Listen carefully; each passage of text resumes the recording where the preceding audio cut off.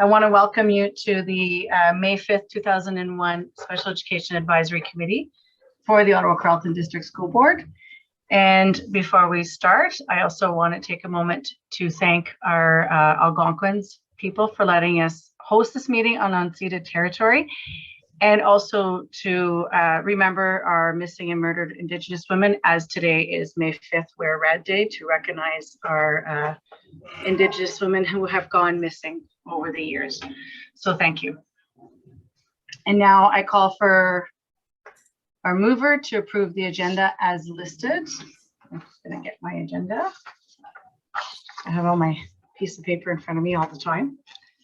Trustee Boothby, thank you very much. And does anyone have any changes or any additions to the agenda?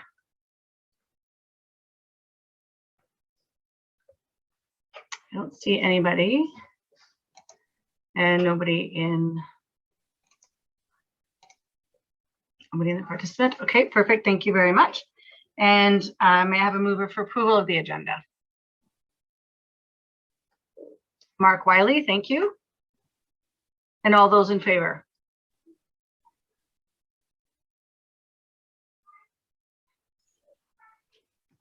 I only see 6 hands. I'm in favor. Oh, thank you. Me too. Thank you. Perfect. Passed. So carried. And I'm going to let you know, please note that about 8:30 or after, I wrote it down. So after our presentation at 5:01, I will be calling a quick 10-minute break. So just something to keep in mind. I'm not going to forget us. And this evening we do have a delegate, and I'd like to welcome Miss Abdella, who is here this evening. Miss Abdella, I just want to remind you, I will have my timer on for 4 minutes, and then you will have, the floor is open for 3 questions.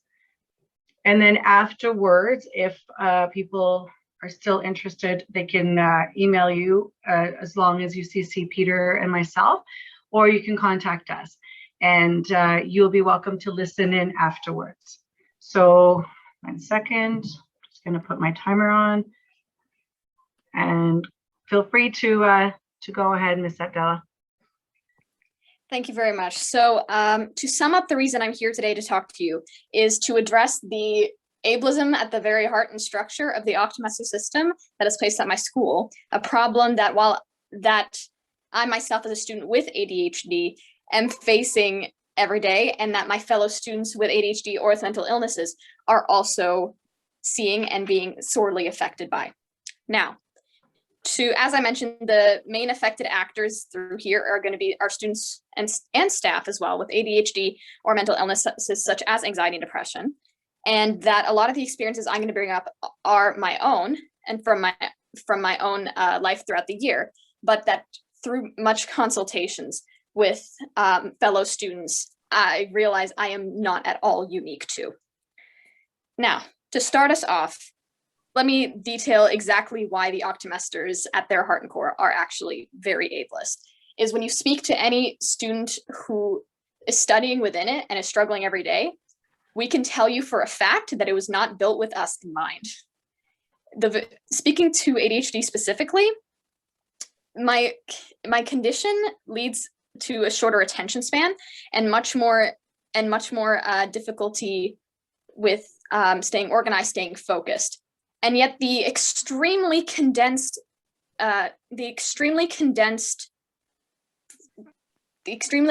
structure of the Optimester system has us doing 4 hours straight schoolwork every day with only that one subject to focus on, switching to the next subject within that Optimester the week after. So what that looks like is every day 4 hours of homework, including 4 lessons for which there is homework for each of those lessons. On top of that, assigned projects. On top of that, other extracurriculars that we're expected to still be holding, such as, but not are included to, specific to myself as an IB student, which is the reason why Optimesters exist, is to accommodate IB, with things like CAS and these extra expectations like IAs and our extended essays that we need to worry about. So keeping that in mind and how condensed it all is, we're if I am to get distracted, and to speak from personal experience, if I get distracted and I'm having an off day or week, I have no time to catch up, because octomesters were not sustainably built and expect us to constantly, for the entire year, to be at our best in order to succeed and still be healthy at the end of it all. Mm-hmm. And speaking from my own experiences, when I had biology at the beginning of the year, I had a week where I could not for the life of me focus on it. The executive dysfunction that I was facing there was at a level I hadn't faced before. Mm-hmm. And that itself is something that came from the condensed structure of the octomester period. But continuing on, I had no time to recover and take time for myself in order to refocus and reorganize. Mm-hmm. I had to push myself through the entire week. And I knew that, and I didn't end up doing as well as I had hoped on my final tests. I'm lucky enough that I've been able to manage, but a lot of students are not. Keep in mind that I'm lucky enough that I am diagnosed, I am getting treatment, but both of those things happened very, very recently. Many of our students with ADHD are facing the similar problems, but don't know why and have no outlet for help. And the system that they're forced to keep working within is not accommodating them in the slightest. I myself have been able to work through my ADHD in past years, but it has never been more prominent and difficult to deal with. It's not working. Sorry? What's not working? Okay. So, Ms. Abdal, I just want to let you know your 4 minutes is up. All right. And I want to thank you. And now I open the floor for questions. Keep in mind, there'll be 3 questions and then we'll proceed. All right. Thank you. Dr. Maggie? Yeah, hi, thank you very much, Miriam, for that. I represent the Learning Disabilities Association on the SEAC, and I would like to reinforce what you've said, not just for students with attention deficit disorders, but for any student with any kind of learning challenges. The whole condensation of a course into a very short period of time does not allow for processing of that information. And so I would thoroughly endorse the fact that the octomester system is not appropriate for students with special needs like this. And I do think it discriminates against them. Thank you very much. I appreciate that. Other questions? Questions or comments? If I may even sort of add to what the doctor has said, is to add, he said it was discriminatory.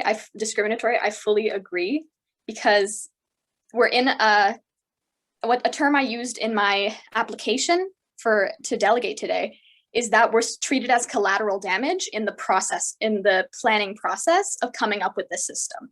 The system was approved without thinking of how many people it would hurt. And after nearly a year of being in the system and us calling for help and actual change, because it is not that we need more resources, the system itself is causing us active harm and needs to change. For it to continue after those problems have been thoroughly raised up, would be ableist in itself as well. It's directly telling us that we're collateral damage to a system they think works well enough, when their term of well enough for some reason does not include such a significant portion of the students. Thank you, Miriam. We do have one more question, and just keep in mind to direct the answers to the question. Okay. Go ahead, Kathy. Sorry. Okay. Like, is that me? I'm looking at you thinking. I can't tell you. In your submission, you hint. So I remember when this was first brought up, it was octomesters were because the IB program required this or something along those lines. And I know in the written submission, you talked about other schools in the province that are doing IB, and I was wondering if you could briefly describes what other school boards are doing from your research to meet the IB requirements and yet not do octomesters and be able to meet both. You know, interestingly enough, is that the students that I've spoken to go to White Oaks, and they were IB1 students, such as myself. And what they were doing was a modification of quadmesters that looked absolutely nothing like octomesters. And they did, if I remember correctly, they had a completely different system that was closer to a variation on quadmesters than anything.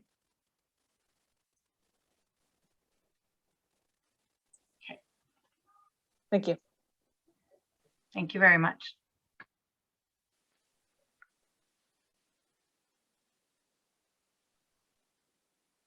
Okay, so I don't see any other questions or comments. So Miriam, thank you very much for delegating and for your expressions. We greatly appreciate this. And as I mentioned, you are welcome to listen. Just to keep in mind as a guest, it's just to be an observer and to listen. Yes, of course. Thank you very much. Thank you very much. Speak. Thank you very much. So we will move forward with review of our SEAC report from April 7th. Are there any changes or amendments? Also, just to quickly remind everybody that you're also, I think we asked a couple months ago if there were any changes that need to be done, you could go ahead and forward them to Lee via email. But we didn't see any emails, so I just wanted to bring that forward. So if there are any changes, if you can let us know now, it's the moment to do so.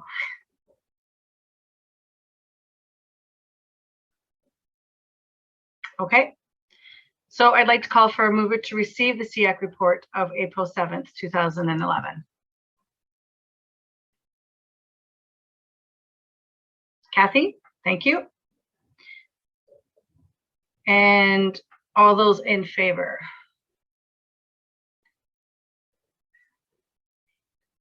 Perfect. Carried. So our 4.2, the forward agenda is provided for your information. And we're going to move ahead to number 5, our presentation 5.1, Safe Schools Policy and Code of Conduct, Policy Phase 2 consultation. We have Superintendent Farish and Vice Principal Young joining us tonight to speak in regards of this presentation.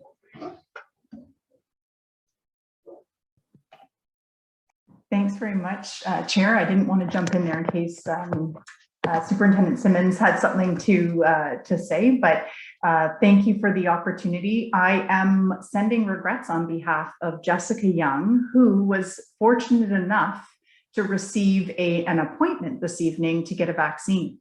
So she had to make a split decision on whether or not she should go for the vaccine. And I said, don't take any time to make that decision because you might lose the spot. So that's where she is this evening. And so I have the slides and I'm wondering if whether I did check to see if I had ability to share screen earlier, and I do. So thank you so much. I'm going to.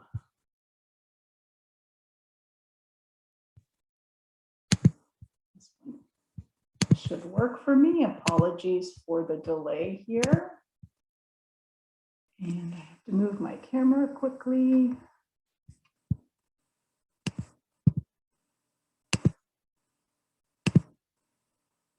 Okay, I see a few people. Chair, I see you. If you could give me a thumbs up just to indicate if you see. Okay, wonderful. Thank you. And I'm trying this new camera, which now is getting in the way of clicking on tabs and controls, so pardon me.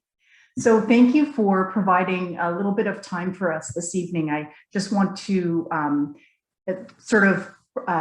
provide some context, I guess, around where we're at with the Safe Schools and Code of Conduct. It's a school district code of conduct policy and the Safe Schools policy.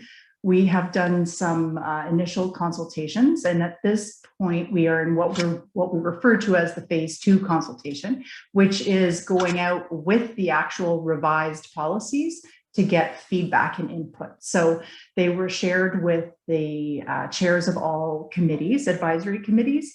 And so this is wonderful that we've had an opportunity to be able to come and speak, at least speak to it in very brief form this evening. The time that I'm spending with you tonight isn't intended to be your opportunity, like the limited time opportunity for you to share your feedback and input. It's only to provide a little bit of an overview. And so we do have an email address that you can use to provide feedback on the policies as they exist now. So I just need to change the screen. So I'm just going to review for you what the emergent themes were from the different stakeholder groups who we were engaging with. We had student focus group sessions. And again, this consultation phase actually started in the fall of 2019. So we've had some really wonderful opportunities to do things differently. You may recall the fall of 2019 gave us some new learning around how to do engagement for a variety of reasons. And then we entered into March and we had a change of the way we deliver education completely. So we were very fortunate to be able to have student engagement early, and these were the emerging themes or the emergent themes that came out. So just don't want to read the whole screen for you, but really focus on, agency, students having agency. What does SAFE mean for students? Really interrogating that idea of safe schools. And then more specifically, they were interested in learning about how we could do something about vaping on school property. They had lots of comments on bullying and dress code. So we took all of that into account when we looked at the ways that we could revise the policy. So in terms of feedback from the Student Senate and the council presidents, still a student group, but again, these are formal groups, whereas in the focus groups with students, we did reach out to schools directly and asked for there to be some focused conversations coming out of the school climate survey work that many schools have been doing. And this actually, these two groups, the Student Senate and the council co-presidents, are formal groups that meet on a regular basis, a scheduled basis. So we attended one of their meetings. And we heard there again about the concerns about vaping, a really good engaging conversation about dress code that really connected us to their concerns about the existence of sexism and sex-based violence in their schools. And they also brought up the concerns that they had about the use of racial slurs, and trans and homophobia as well were mentioned. So we were really thrilled to have the opportunity to be able to hear the voices in this way and engage. Then we get to the parent, guardian, and caregiver themes that we heard. So bullying came out, lots of interest in learning more about bullying and how this policy could encompass, responses to bullying, where it sits in the policies, and also some concern about the use of social media, which has been a concern for a while, for sure. We know that. We've done some engagement activities with parents, guardians, and caregivers around that for a number of years. And then dress code and mental health coming out there. And I know we would hear that again if we went today, because we do listen, even though this consultation is specific to the two policies, we listen to voices in every forum that we are in, and really take account of what we're hearing from families and what we're hearing from students. So for instance, the delegation tonight spoke to well-being and the impact of the stress that she's feeling based on the structure and the system that are imposed. So the mental health and well-being of students was a theme, and it continues to be a theme that we're hearing from both families and from students. And looking at how they could become more engaged in school life, so that community involvement, and then wanting to, in some cases, some specific conversations about incidents of violence, and wanting to understand how the policy would be responding to that, or both policies. And then we had the privilege of being able to sit down with multicultural liaison officers. We felt that was a key stakeholder group because when we are working with families and students, it's a partnership that we're in when we're working through matters of safe schools and code of conduct. And so we wanted to make sure that we were understanding perspectives that the multicultural liaison officers can provide. So we got another, some confirmation of some of the areas that they wanted to, wanted us to think about for safe schools. And then some ones that we hadn't heard before. So other specific conversations about safety in schools that were very wide ranging in examples. Let me say specific conversations, but the examples that they used were wide ranging. So we have bullying and bus safety and get a safe arrival, getting to school, that kind of thing. And making sure that we were attempting in the best way that we could to be culturally aware and certainly responsive. And then suspension came up as a topic. Certainly the idea of racism and discrimination in schools is a common thread throughout. And again, that idea of building trust and that way that we can communicate effectively. So not surprising to hear that from multicultural liaison officers who are really our connectors and are so critical and essential in that communication process.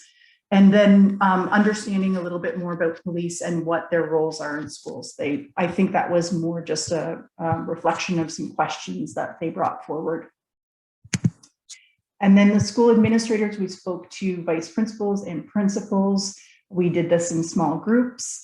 This was another activity that happened live. So when we were together in small groups, we again heard very clearly the concern about mental health. They talked about mental health of staff and students as well. And they were really concerned about how they could do more to support. And then we heard more about social media. The administrators really wanted to make sure they were clear on how bullying fits into the ways that students may be expressing themselves, and wanted to be clear about understanding what bullying, how we define bullying, and most importantly though, how we can try to respond when we see behaviors that might appear to be bullying in that relationship building approach that we are committed to doing in response to bullying. And then they wanted also to know more about engagement with families, how to be more authentic and communication methods that are more effective. Dress code was also of interest, and they were really happy to hear that we were looking to try to create a school district code of conduct that schools could use as the base, and then they would tailor their own with some local content that would still allow for them to feel like these were the commitments that their local school community were engaged in, and yet it wasn't going to be inconsistent with the district-wide approach. And then really we spent a lot of time talking about how mitigating factors are part of any response when we look at the continuum of progressive discipline. They wanted to know a little bit more about exclusions and how that plays into safety. And then they are very interested in better ease and access for policies and procedures to help them in their roles. So I can speak a little bit about that when we talk about the changes. And we also had the opportunity to meet with our Federation partners, representatives from each of the federations that we were able to meet with. So that was excellent. And the themes there, bullying came up, and really an interest in having more professional development around that, which is consistent with what we heard from administrators as well, wanting to really understand bias-aware progressive discipline and looking at their concerns that they shared around mental health for themselves and also for their students, and how restorative practices really could be a cornerstone of progressive discipline. And looking at ways, structures within the schools, such as a safe schools team itself in the schools, and again, wanting to them also understand how exclusions are used and what they mean. And then they too were concerned about how they should be responding when there are incidents that we would term as dysregulation, stress behaviors. And they end up being recorded or reported as violent incidents as per our legislation, but really we're talking about students who are not being able to meet the expectations within the conditions and the environment presented. So they're wanting to learn more about what these policies can do to help in that response, and then very specifically about what are the component pieces of the different plans that we have to support students and the processes that we use, such as a threat risk assessment, and then the other plans that we have that we build collaboratively in support of students. So here's the slide that I will talk a little bit more about in terms of some of the changes, and these are just some. It's really just highlights. I'm trying to move all of my bars away here so I can see this chart. My apologies. And I think I can probably see through that. There's somebody waiting in the waiting room. I'm not sure if I can just close that. Yes, I can close that.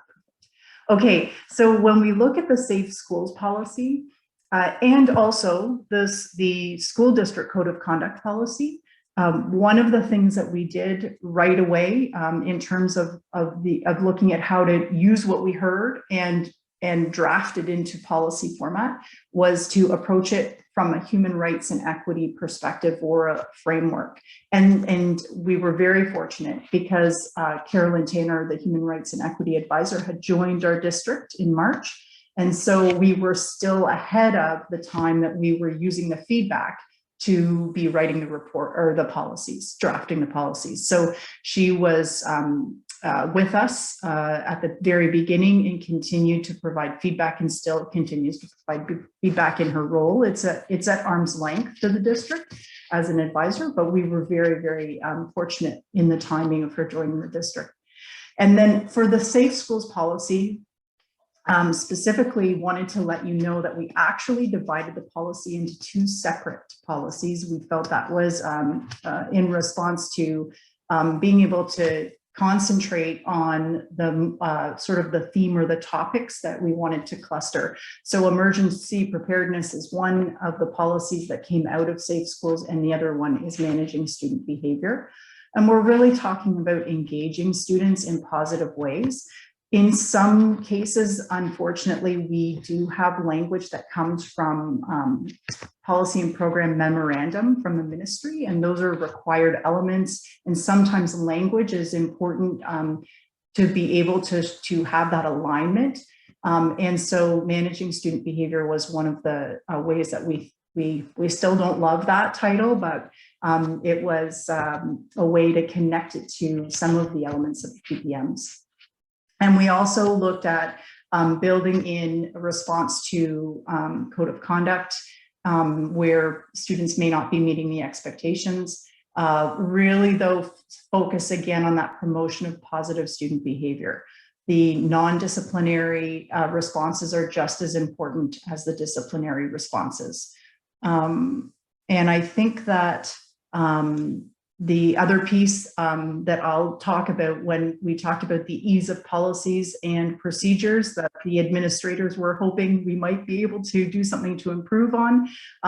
You'll see that we have brought in the withdrawal of transportation privileges merged into this policy. We actually have over 45, I believe, policies and procedures that relate to safe schools.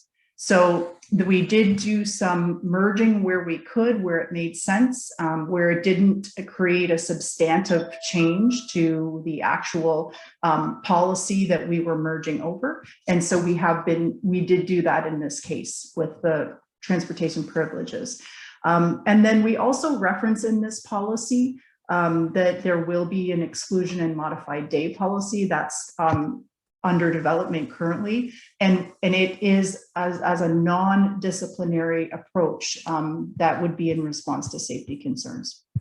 And so just moving over to the right-hand column to give you the highlights of the changes to the school district code of conduct, again, centering human rights and equity coming from that approach. The idea of having a base, the code of conduct centrally as that base for schools to use and then achieve greater consistency across the district. They were very, the school administrators, and I believe Federation Partners spoke to that, maybe not in this specificity, but certainly in wanting to know that practices were things that were known and that could be seen in different schools across the district. With more consistency. And then looking at just merging more expectations into this one policy around behavior. The dress code now is in this policy. And we also moved substance abuse, smoking, and vaping into this policy. And again, I wanted to reiterate that we're really in the code of conduct. We really tried to look at the language, and we still have eyes on it, but really wanted to look at an asset and strength-based approach when we're talking about code of conduct. Many of the, I shouldn't say many, the PPMs that I've worked with in terms of the safe schools area, they can offer a menu of things not to do. And what we really tried to do was create these policies with the intent to be recognizing the fact that we're promoting positive behaviors. That's our core business, is to promote that, because out of that will come well-being and student achievement. So I think that I have only one more slide, and I promise you it will be a quick one. It's just to say thank you for allowing some time here for us to share this with you. But most importantly, the email address that you see, there are two email addresses. The one is the account, the general account. Jessica does monitor that. That's where we pick up the feedback, and we do have we do take it and then consider it and work with it as part of our final process for these two policies. And then her email address is there as well. So if you prefer to write to her directly, although she is the one on the other end of safeschools.consultation.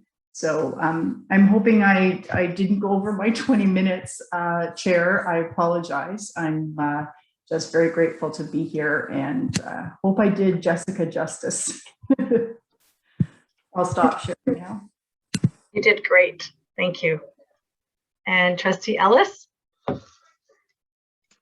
Hello, thank you for the report. It was nice to see the feedback from the others. It's my first chance to see it. I'm just wondering when SEAC will have an opportunity to discuss this. So I always find it's good to hear other people's point of view, which can trigger it. I mean, I have some questions, or I have some comments about that are spec ed specific. But I'm not sure if there's an opportunity for questions at this point. Are we? Yeah, I'm okay with the questions. I'm just looking at Mary, if that's okay with you. Yeah, well, my concern is that we haven't budgeted enough time for a fulsome discussion on this. So I'm just wondering, will this process be coming back for a more fulsome discussion at a future SEAC? I plan on to. Excuse me, Chair. That's fine. I'm just wondering when that might be and what the timelines will be, where we'll fit this in. Peter?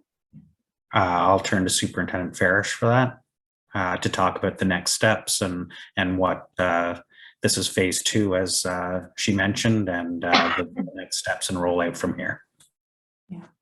So I think the consultation plan that we have put in place has us bringing the policies to the Board of Trustees for approval in June. So as this is the phase 2 of the activities, it's not heavy in the engagement pieces, the social engagement pieces. So it is the phase where we would be receiving feedback on the policies. And I think the best thing to do at this point is to use those email addresses and to share that with us. Our timeline doesn't. Okay, but we're stuck for time. I'm sorry for interrupting, but we're short on time and I don't want to take up too much. I'm not happy with that process. I think you're missing a really good opportunity to have a more substantive discussion at SEAC.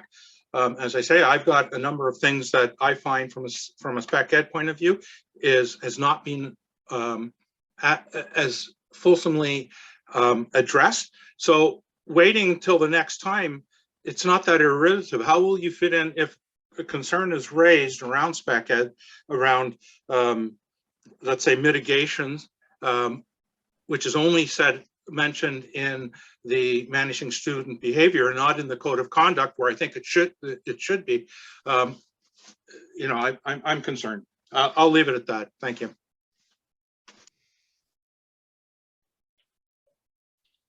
Dr. Maggie? Yeah, hi, thanks, Mary Jane. I think it's a really good project that you're on. About 3 or 4 years ago, I was asked to do a presentation to EFTO on their PD day in terms of addressing violence and aggression in schools. And at that time, the vast majority, the biggest increases in the grades where there were violent and aggressive incidents were JK and SK. The majority of the bias of this, the whole code of conduct seems to me to be addressed more to junior high and high school ages. I've certainly heard from many parents who have been called umpteen times to come and pick up their JK students or pick up their SK students, a kind of informal suspension thing, which is quite concerning to them. And I'm just wondering if there was any particular investigation into those ages and some of the specific approaches that will be needed that don't necessarily fall under the kind of language that you're using in terms of dealing with vaping and bullying and all those kinds of things. So I'm wondering if you've addressed the issues in the JK and SK age groups. Thank you, through you, Chair. I think maybe the way that we are approaching the way to support students in their behaviors in the primary grades, and certainly from kindergarten up to in any grade really, but when you ask specifically about those grades, it isn't, we don't approach it as a breach of a code of conduct. We look at it as what are the conditions, what are the expectations, what's the relationship building that we still need to do around creating the conditions for students to be able to express in ways that are pro-social and that really are, I guess, consistent with the milestones that we're looking for in terms of learning and supporting their development. So I've noted, and I know that this happens where students in the primary grades, behaviors may be assessed as being something that has a response from a punitive perspective, and that's not consistent with this policy or with our approach. with students, certainly at that developmental age and stage. So I think that that's work that we need to do in working with administrators and working with all staff in schools to talk about the conditions for learning in their classrooms.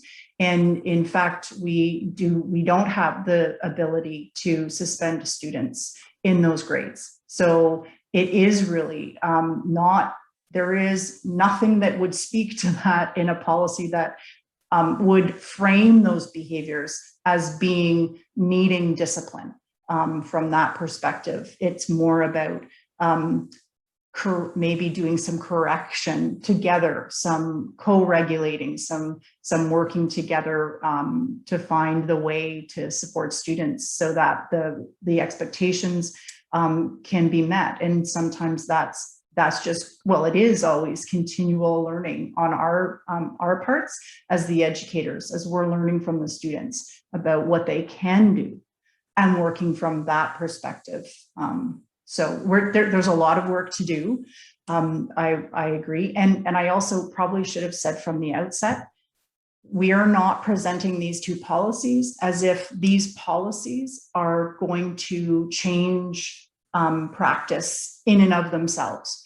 Well, the work to change practice is in the learning, the collective responsibility and commitments that we make within our schools and in the professional development that we do. The policy allows us to say, these are the expectations that must be met by us in terms of the educators.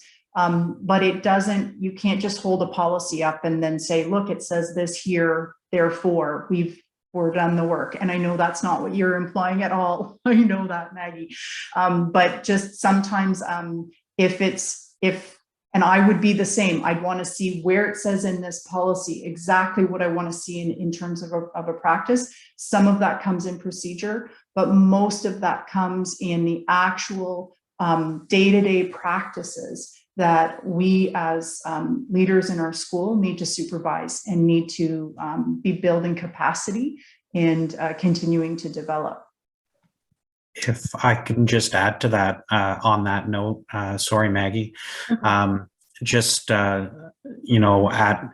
all stages, but in particularly the youngest stages, we are looking at trying to take a proactive approach, capitalizing on the expertise of our multidisciplinary teams and building capacity at the school level and so on, but also a more general view, I guess. So you might have heard us talk about the third path and taking a relationship-based approach to supporting student achievement and well-being. And we are embarking on a broader rollout for that for next year, which gets to what Mary Jane was talking about around shifting the practice and the expectations and the ways we go about supporting students at those young ages in particular, as we help them learn to develop the skills they need to self-regulate.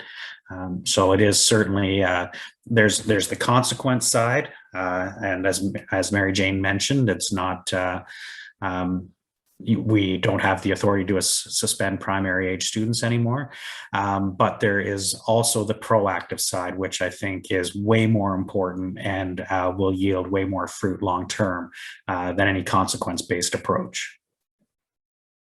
Yeah, I mean, the thing that I think has concerned me the most has been the fact that I'm aware of a number of families, and that's just in my own caseload, which is quite minimal these days, of times when the school has been locked down because it's been a 4-year-old kindergarten student who is dysregulated in the classroom.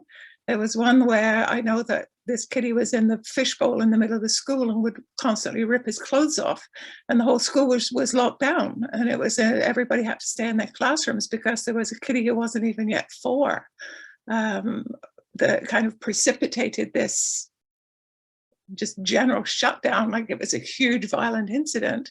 And people argued, oh, there was a safety concern for everybody, It just is of great concern to me that we're looking at these little kids and we have sort of almost like a one-size-fits-all policy at the moment. And I'm really hoping we can be very aware that it's not one-size-fits-all. and that there are different demands when you have a child who's 4 or 5, and they're dysregulated often because they can't take a full day of school. It's just, too much for them. And parents are then called to bring them home. So, I just really want to make sure we don't just focus on the vaping and the bullying and the high school issues, because if we're really going to get a handle on this, we need to start when they start school.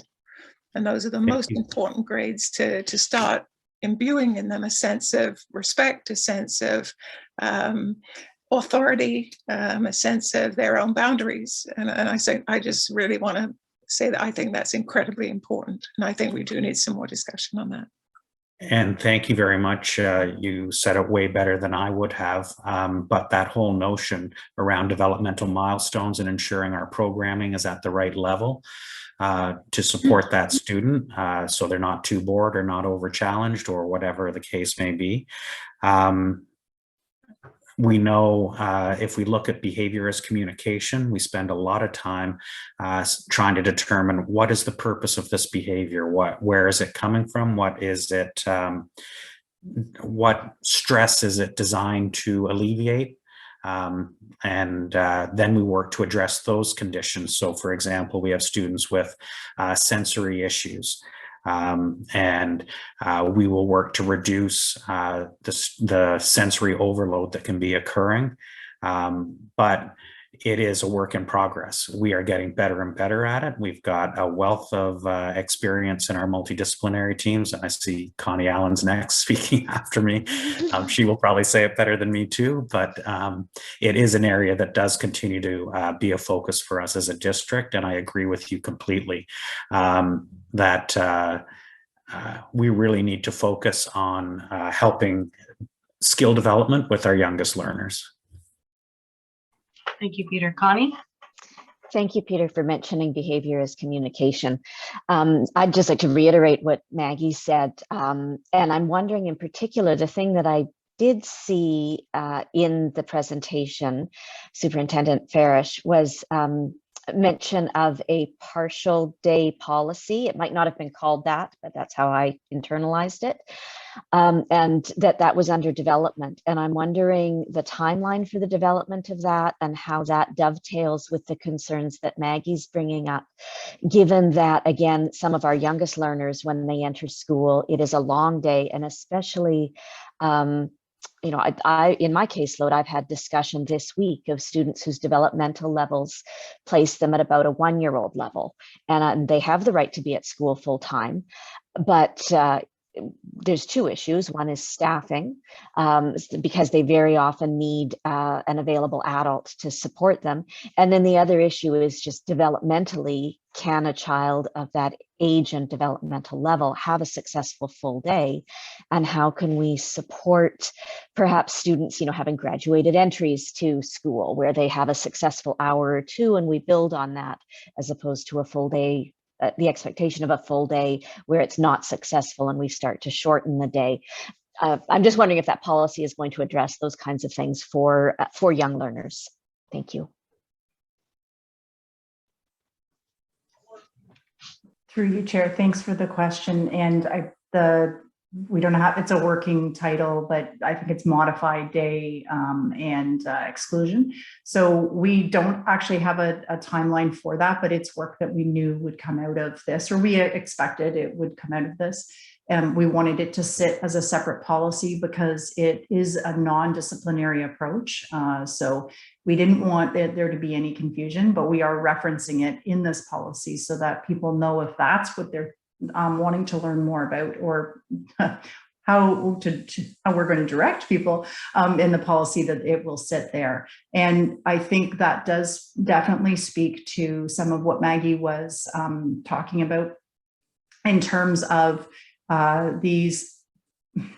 What I don't know the circumstances, obviously, but if families are asked to have their child at home, their student at home, what's the mechanism that's being used here? It's certainly not a suspension, and it's probably not even a consequence. It's not seen as along the progressive discipline continuum. It's more a way to maybe, even as Maggie was saying, the threshold of the expectations is maybe too great. And so how do we look at creating a program for the student that's consistent with their developmental age and stage and the milestones and the goals that we have for the student, so that there is a way for a modified day to work. And certainly an exclusion is something that's a response to a safety concern.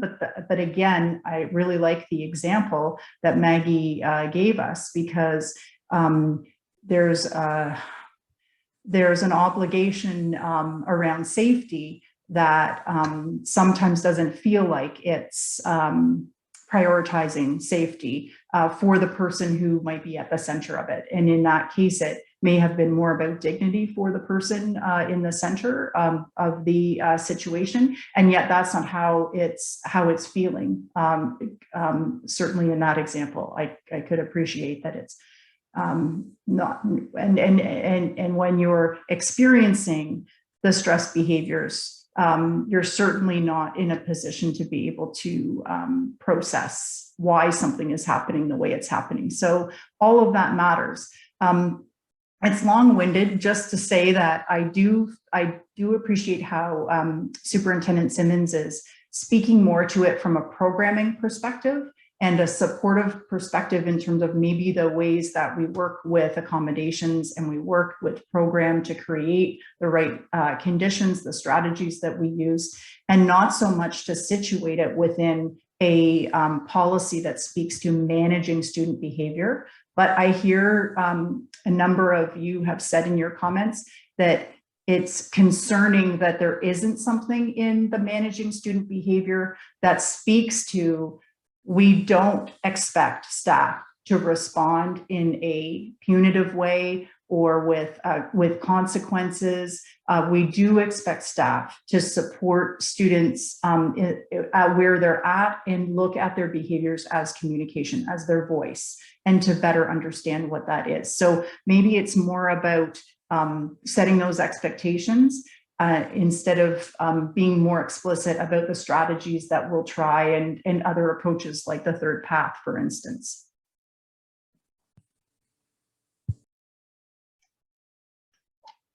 Are there any other questions? So I have one. So I'm listening to Connie and Dr. Maggie and Trustee Ellis, and I know that you have mentioned that this is going forward to the trustees next month.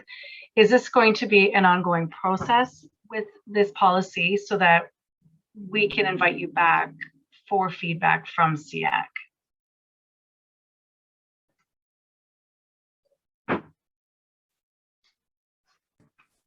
I'm not sure I understand the process piece. The consultation will close and the policy will be approved or not approved by the trustees, and then it may be something different than this process, but there's certainly very good reasons, essential reasons for us to stay connected, Safe Schools and SEAC, for us to stay connected. So any opportunities to come forward, whether it's within this process or not, to speak about the themes and to talk about the practices, the practical side of what's going on in schools. Okay, thank you. Okay, and I've just been informed at this time that we need to, well, first of all, is there anybody else who do have any other questions? Okay, thank you, Mary Jean, for coming and for the presentation. And at this time, I've been informed that we do need to take a 10-minute break. Thank you.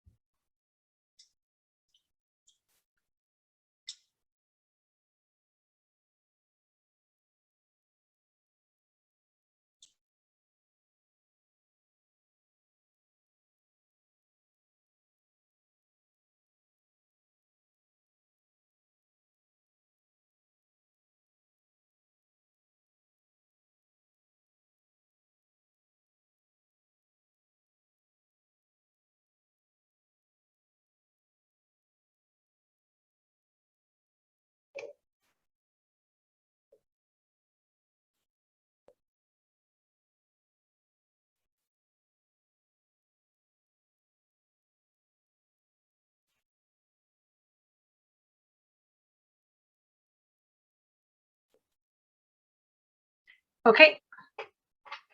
Can I get a show of hand of our members so that I know I have quorum? Or at least turn the camera on. Oh, when you guys are all dancing around. 1, 2, 3, 4, 5, 6, 7. I know 8. And 9. Perfect. We've got quorum. We can proceed. Welcome back. So we took a little few minutes just to organize our breakout. And I want to welcome you all back. We're going to go on to 6.1, which is our breakout rooms.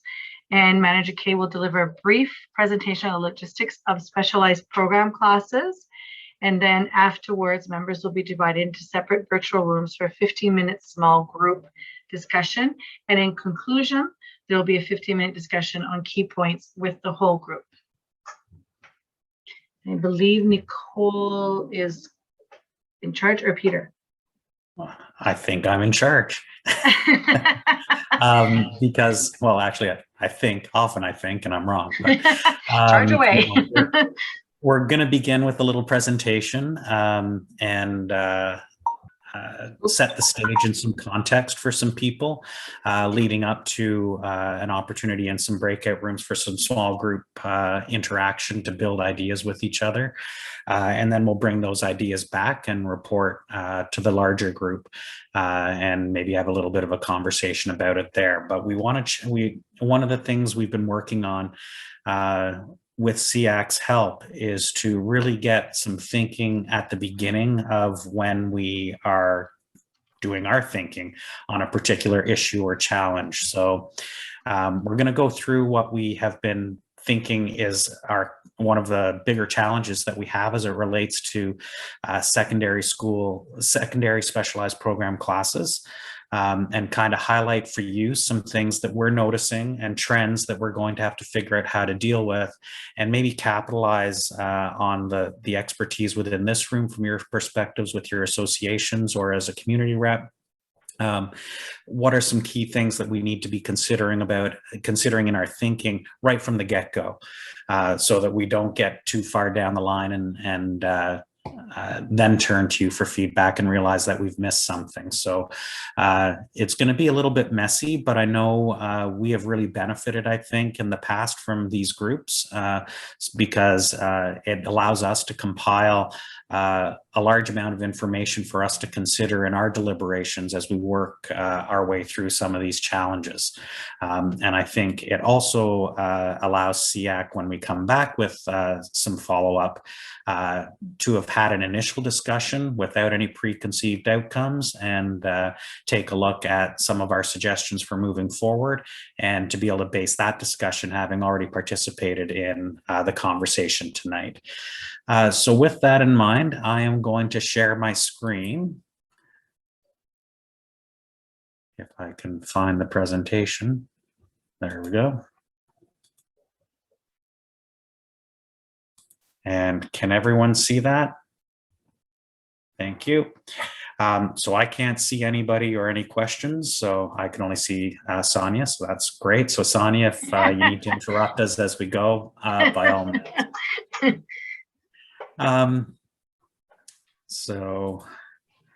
So as I mentioned, today we are going to go through a little bit of setting the stage and some context, and helping to build a picture of what we understand the information, or what we have in terms of information at this point, and helping to create a context for you guys to have conversations and feed information back to us to consider. We'll share kind of where we're at right now, and full disclosure, it is at our very beginning. We haven't, we've identified some challenges, but we aren't close to identifying a solution yet. And then turning to you to do some thinking about if you were faced with this issue, what would you want staff to be considering as we go moving forward? So without further delay, oh, sorry, I'm doing two things at once. I'll turn it over to Stacy. Thank you, Peter. And clearly we have built our PowerPoint presentation for more usual circumstances. So I apologize. Some of our graphics and screens, I think, get cut off by our lovely faces. Our apologies in advance. So I start this with a quote from Einstein. He clearly knew a thing or two about problem solving and was quoted as saying this: with 1 hour to save the world, I would spend 55 minutes defining the problem and only 5 minutes finding the solution. And as Peter has set the stage, we're very much in the initial stages of this problem. It's complex, and we're very committed to really trying to understand all aspects of it, and importantly, consider all of the different perspectives of our varied stakeholder groups. So we're really at that stage of gathering and understanding the data and exploring those multiple perspectives. And this group is just so well positioned to be able to provide us that important information. So we certainly welcome this opportunity this evening. So I will warn you that the data is complex. It can be a little bit overwhelming at times, but the graphic that you're not seeing, we would certainly invite you, we're coming to you tonight from a place of optimism, and certainly we are looking at this as an opportunity to provide, to explore an integrative approach and to look at all of the various facets of the problem and how they can come together, and excitingly how this ties to a lot of other work and district initiatives that are in front of us. Okay. So Stacey, I know you're going to go on to talk a little bit about the history of how we get here, but I'm going to try something because I can't see the advance screen on box on my screen, and I don't want to ruin it for everyone. So, nice.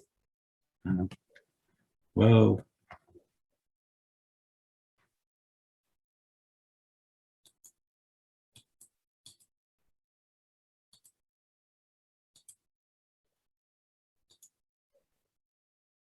I don't know if that helped at all, but over to you. All right, so I'll just spend a moment here because many of you have been with us for quite some time and know this history well. I am cognizant that we have some members of the committee that are newer and may not be aware of some of the history that has brought us to where we currently are with our specialized program class model, and what might have contributed to some of the data that we're going to dive into in a minute. So in 2012, the Special Education Policy Ad Hoc Committee published their findings, and certainly SEAC was a key contributor to this group. And that report brought forward a number of recommendations that have since shaped our policies within special education at the Ottawa-Carleton District School Board. As many of you are aware, this ushered in the geographic model by which we divided the district into 5 geographic zones and committed to ensuring that our specialized program classes were as much as possible equally available across our district. We also took a look at a method of superintendency-based IPRCs, where parents continued to play a key role in the Identification Placement Review Committee, also taking into account the perspective of a central team working with those educators. Certainly, that is not a practice that has continued in a large way, but the process of going through that has definitely shaped an evolution of practice that has been applied to the IPRCs that continue to happen on an annual basis at the school level. What has happened with both the geographic model and our move looking at the various pieces that contributed to superintendency-based IPRCs was a commitment to, as much as possible, minimizing wait lists for specialized program classes and ensuring that, as much as was possible, that the numbers of specialized program classes across the district met the demands in any given year of students that were deemed to require that level of support. The combination of those practices has revealed a significant increase in the total number of specialized program classes across the district. And some of that data is what we're going to get into in a more fulsome way this evening.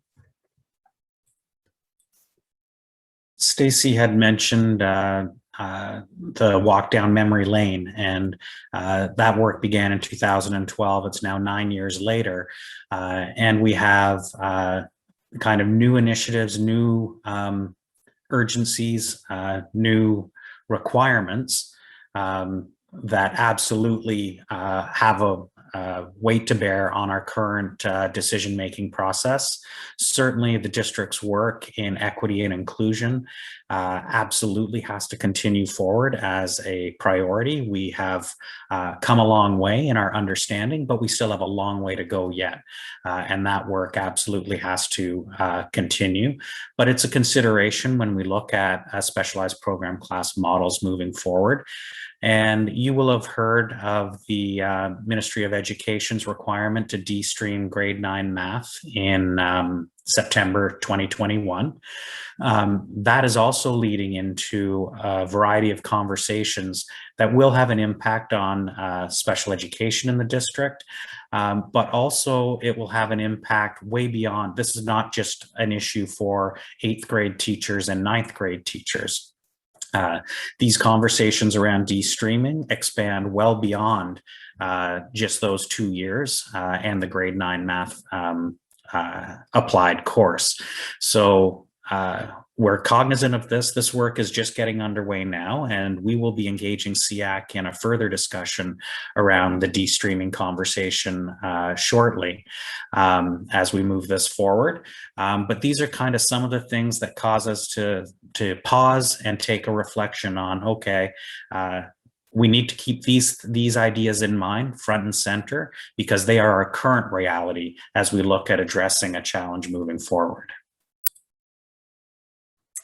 All right, so getting a little bit more explicitly into the data, what we took a look at is we looked at the last 7 years. So we did a comparison of the number of specialized program classes across our different class types across the years of 2013-14, all the way up until the current number of classes that we see in the district this year. So I'll run through this quickly. Across this chart, you will see that we look at the total difference in the number of classes. We look at the number of geographic zones that were represented for each of those classes back in 2013-14 and again through to this year. And some of those relative changes. So I'll run through this quickly just to, I've used some acronyms and whatnot here just for efficiency with regards to the chart, just to make sure we're all on the same page. So the first class is the Autism Spectrum Disorder Secondary Credit Support Program. And during that 7-year time period, we've moved from 2 classes to 4 classes for a net increase of 2 classes. And at this time, all of those classes do remain in the East Zone.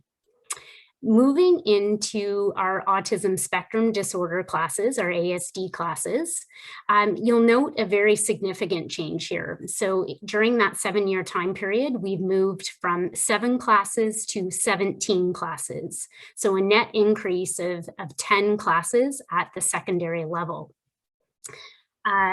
Those have moved from being located in 2 of our geographic zones during that time period to being represented in all 5 of our geographic zones. With respect to our behavior intervention program. We had originally in 2013-14 4 classes. We have moved to 7 classes, so a net increase of 3. An important shift with that particular type of class is in 2013-14, all 4 of those classes were located at our adaptive sites at Sir Guy and OTSS. The 3 classes that were added to community secondary schools. Those do remain in just 2 of our geographic zones in the district. During that time period, we moved from not having a secondary deaf and hard of hearing class to having 1 of those classes, which, as this committee knows, is currently located at Woodruff Secondary School. Our developmental disability program classes that are located at our community high schools, there has not been a change. We've remained consistent at 12 classes over that 7-year period. And currently they are located in 4 of 5 of our geographic zones right now, with a gap in our south zone. Peter, if you can advance that. DSP is our dual support program. We have increased our classes over this time period by 1. And with that, there was an increase of 1 geographic zone. Our general learning program saw a net increase of 2 classes, moving from 12 to 14 classes over that 7-year period. Again, an important thing to look at when we are looking at our GLP program is that over that time period, they remain in just 2 of our geographic zones. The gifted program is not well reflected by the nomenclature that I've used in this chart. So there has been a net decrease in the number of gifted sections over that time period. Gifted at the secondary level doesn't translate well to classes. And it's also important to note that gifted is structured a little bit differently in that year over year, we provide the number of sections or courses to accommodate the number of students that come forward for the secondary gifted program. The gifted program has long been represented in just 1 of our geographic zones at the secondary level. The Learning Disabilities program saw a reduction of 1 class over that 7-year period. It is also represented in 2 of our geographic zones. Finally, our physical support program has remained stable with no change over the 7-year period and is also represented in 2 of our 5 geographic zones.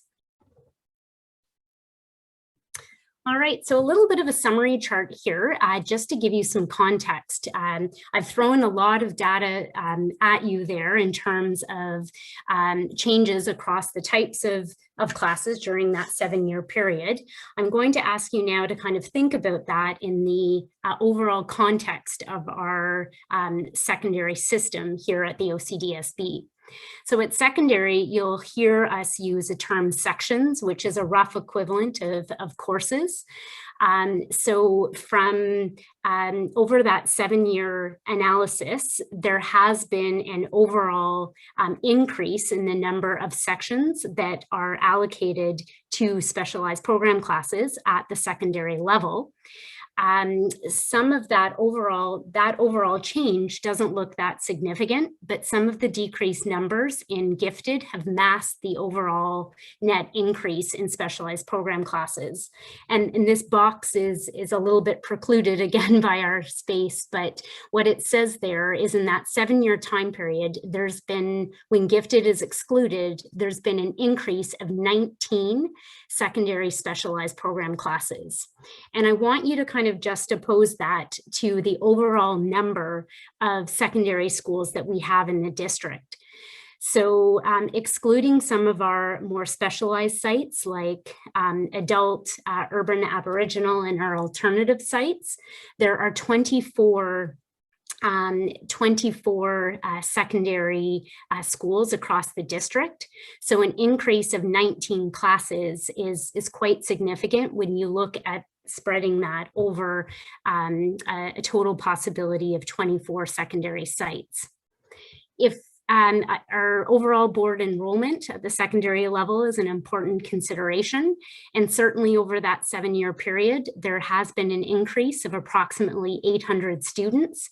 And if we use our typical markers of the number of students with special education needs that we would expect in a group of 800, that translates into an increase of approximately 144 students that would have special education needs in that time period. I do want to highlight as well, I have used the October 2019 enrollment numbers, and that was kind of the last enrollment marker that has not been impacted by the pandemic. As you appreciate right now, there's a little bit of flux in terms of our board enrollment, and overall those enrollment numbers are a little bit decreased due to the impacts of the pandemic. If you can advance, Peter. Just before you go on there, Stacy, sorry, and I don't know how to make this go back, but that 144 students with special education needs would not all be requiring the support of a specialized program class. That would just be the overall increase to all of the numbers. Exactly. So those could be students who have accommodations on an IEP. It would encapsulate that whole range of special education learners. We would, of the 144, we would expect a much smaller group than that to require the level of support offered through a specialized program class. The other analysis that we conducted is we wanted to take a look at the distribution of our specialized program classes across our secondary schools, because certainly anecdotally we understood, and in our work with schools, we're certainly aware that we have schools that have a large number of specialized program classes and schools that have a very small number or no specialized program classes at all. And the factors that have influenced that are complex. We do have secondary schools that have a lot of excess space and lower levels of student enrollment. And we have secondary schools in the district that are bursting at the seams and have even at this point, no more excess space to even accommodate more portables. So if you take our total number of current specialized program class, if every one of our 24 secondary schools had an equivalent amount, it would translate into roughly 3 specialized program classes per secondary school. And right now you'll see that we are far from having that even distribution. So as of this year, we have 4 of our secondary sites that have no specialized program classes, and those include Colonel By, John McCrae, Maryvale, and West Carleton. We have a large group of schools that have less than that equal distribution of 3. So we have Glebe, Lisgar, Nepean, Osgood, Sir Wilfrid Laurier, South Carleton, that each have 1 specialized program class, AY Jackson, Bell High School, Canterbury, Ridgemont, and Corrine Wilson that have 2 and 3 specialized program classes. Then we have another group that have a large number of specialized program classes, ranging from 4 all the way up to 12. So if we specifically look at our adaptive sites of Sir Guy Carleton and OTSS, Ottawa Technical Secondary School, they have 9 and 12 specialized program classes respectively. So in each of those cases, approximately half of their student population at this point are enrolled in a specialized program class that are located at those sites. And certainly this type of distribution has both an impact on where the classes are available across the district and operational aspects of the school and the types of support that they require, both from their school leadership team and from the school community. If you could advance, please, Peter. Okay, I'm going to have to fill in the blanks for you a little bit on the side column. So if I'm going too fast, just please speak up. Because of that very significant increase with our total number of ASD classes, we dove a little bit deeper to look at those trends and those patterns across the last 7 years. And tonight I am strategically including both some elementary analysis as well as the secondary, because right now the pattern that we have been seeing is that students who are placed into elementary autism spectrum disorder classes tend to remain in those classes for either all or most of their educational journey. So moving from an elementary ASD class into a secondary ASD class.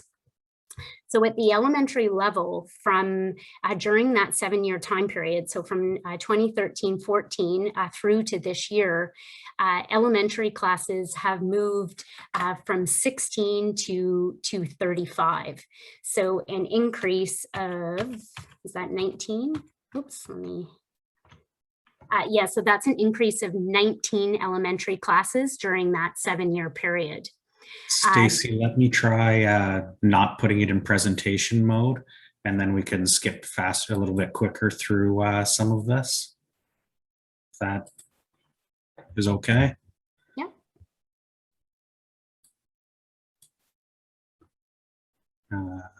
Sure.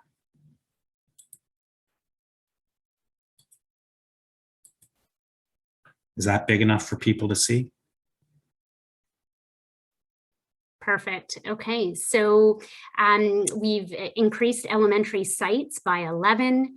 As we've discussed, an increase of 10 secondary ASD classes, an increase of 5 secondary sites, those 2 autism credit support classes. If you could advance, Peter.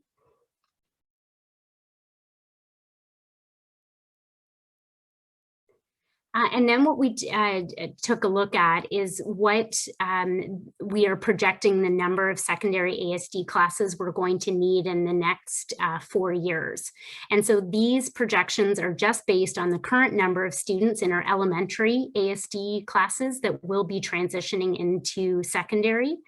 And the overall figure there is that in the next 4 years, we are anticipating that if the model were to remain just as it was today, that we would need an additional 10 classes to accommodate that cohort moving from elementary into secondary, which would mean as a district, we would be operating 27 ASD classes at the secondary level.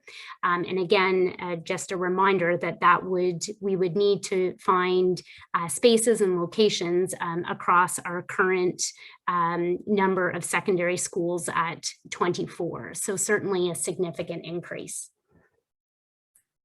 So just before we get on to the final task, which is going to be asking you to go and do some thinking about the information we've presented, I'm wondering if there are any questions or clarifications that people have. Stacy will be going on to describe the activity we're going to ask you to do, but just seeking to understand, and I can't see you, so I don't know if there are questions around the data that we've presented so far. I don't see any hands. Oh, Trustee Ellis. Oh, Yeah, Catherine. Just a little clarification. You mentioned specialized classes, but this final, the last little bit with the ASD, and that's the biggest area that's coming up. Is it just the ASD that you're hoping to get some input on, or is it all specialized classes? Yeah, so Chris, tonight we were really hoping to get the committee's perspective on our specialized program class model at the secondary level, so across all of our different types of classes, based on the trend that we've seen in terms of the significant number of classes that we have added in order to manage wait lists over the last 7 years, and how that model kind of continues to intersect with some of our current thinking and how we're evolving some of those things that Peter brought up in terms of our equity and inclusion network, how that relates to some of the de-streaming conversations, and how we might tackle some of these challenges moving forward. So looking at all specialized program classes at the secondary level. Okay, so it's all specialized. Okay, thank you. Thank you, Trustee Ellis. Catherine? Holden? So my question is, what would be the numbers of students that we see that are transitioning from the other school boards into the OCDSB for secondary? Is that also taken into consideration here? So we have a series of a number of years of experience looking at these trends and trying to predict the patterns. It's not a hard science by any stretch of the imagination. We do see annually students transfer from the Catholic system to the public system. And in conversations with the Catholic system, they would articulate that they also see students transfer from the public board to the Catholic system. So it is something that's considered, but it's not scientific, hard science, if you will. And just to add to that, Peter, the vast majority of students that are in specialized program classes at the OCDSB at the secondary level have transitioned from our elementary specialized program class system. Okay. Just because we tend to get quite a few from the Catholic board, because the Catholic board doesn't offer specialized programs at the secondary level. So I'm just wondering if that concerns me as well. So I'm a little bit hesitant because that's a really school specific question. But one of the things I would want to know about if we want to take this offline is whether they are going directly into a specialized program class, because as Manager Kay mentioned, most of them, there will absolutely be some, but most students are from within our own elementary system. Yeah, I'm happy to take it offline, but I can tell you that like this year, like it's mostly GLP. A lot of GLP. So we can absolutely take that conversation Mm-hmm. off. I'm just a little bit concerned around the specificity of it, but please do get in touch. Thank you, Peter. Thank you, Catherine. We will have to move ahead so we can get into our breakout rooms. So I'll turn it back over to Stacy for this. And can everyone see this? Yep. Thank you.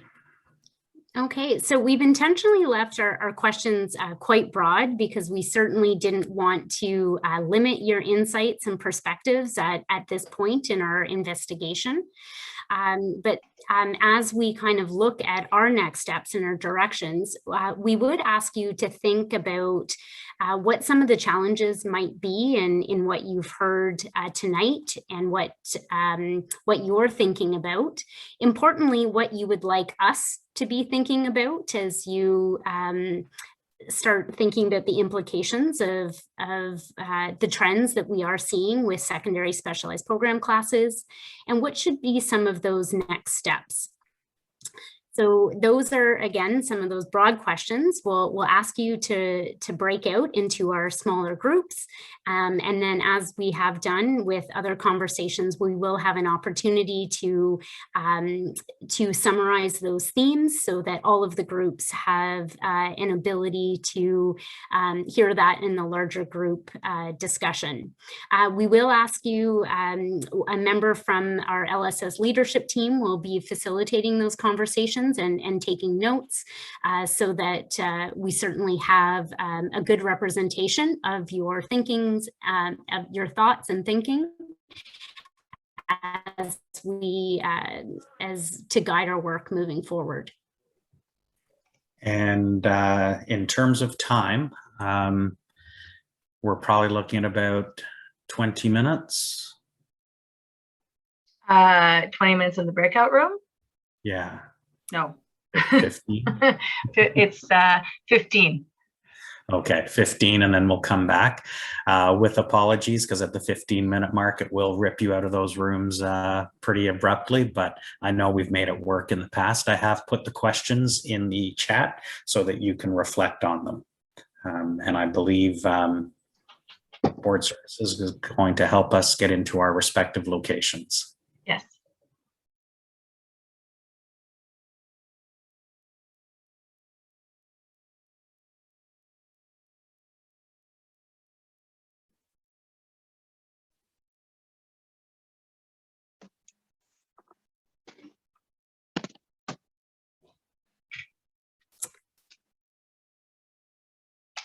All right, well, welcome to our breakout session. I just can't get away from Peter, geez. You're Well, trying I'm to unassigned, so I don't know if I'm just supposed to hop around to different rooms or not, but I can start taking notes. He has all of the power. All right. Okay, so the questions are there, and certainly don't let that limit. And certainly let's get right into it, and very excited to hear what some of your initial thoughts and wonderings are. Anybody want to be a brave soul and go first? I'll start, since we had a history.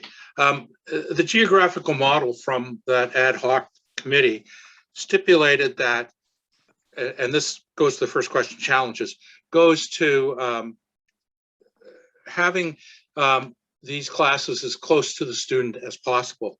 But there was another component, and it's in the report that the ad hoc committee put out, was that just as when a kindergarten child going to kindergarten shows up at a school, and it could be a late registration, but not so late that we've counted in October. So a child shows up and it puts the maximum cap over it. We reassign, we open up another class, or we shuffle around. The intent was that we would treat spec ed students the same. If we've got an ASD class at this location, a child, say a family moves into that catchment area, and they're identified with ASD, yet that school has that maximum capacity for that one class that's at that school. When that child shows up, the idea is that we open up another class. We find a space for them in that class. And that is challenging. It's challenging for the board. But I would hope that we would try to implement that intent of our spec ed policy around the geographical model, which hasn't been done in the last little while. Thanks. I'll listen to others now.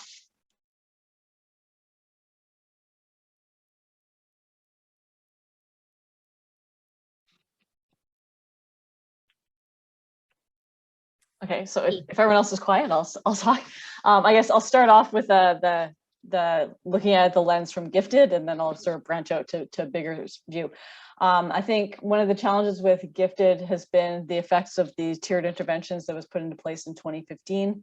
And we're seeing that, feeding through the system. The cohort that, say is in grade 11 right now is a much larger cohort that was in gifted, had a different process to start in gifted and then stayed in gifted versus this, the students that are in grade 5 right now. And I guess my concern is that, in another 3-4 years, this gifted program is not going to exist. We saw how at Maryvale, when we got down to having 6 students in gifted, how that's very different than the program that's in place at Lisgar with a cohort of 100 or 150 or whatever the numbers are. So I guess that's one concern.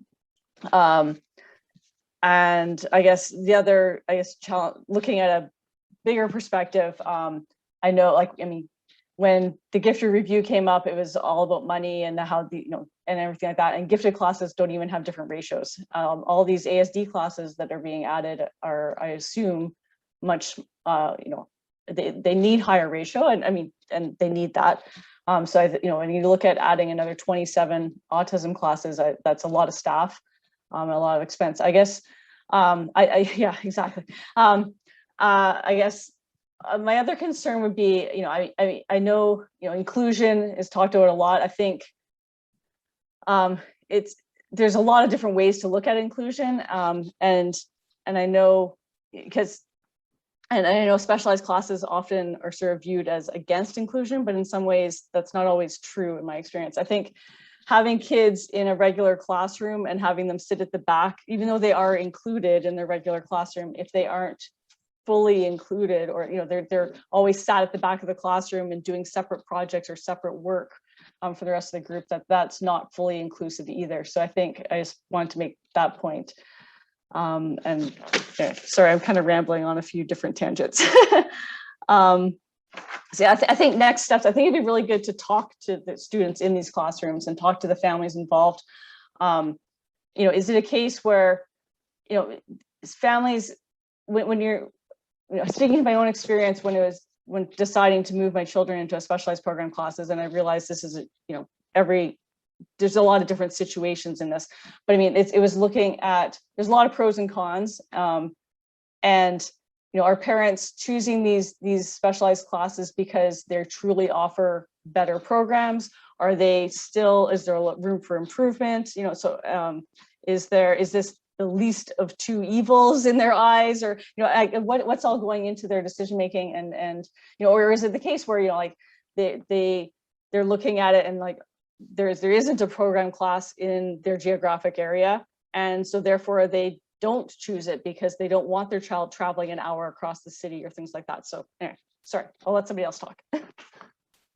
Kathy, I think you've made some really impactful statements there. And as you were talking, I was certainly thinking about this notion of choice.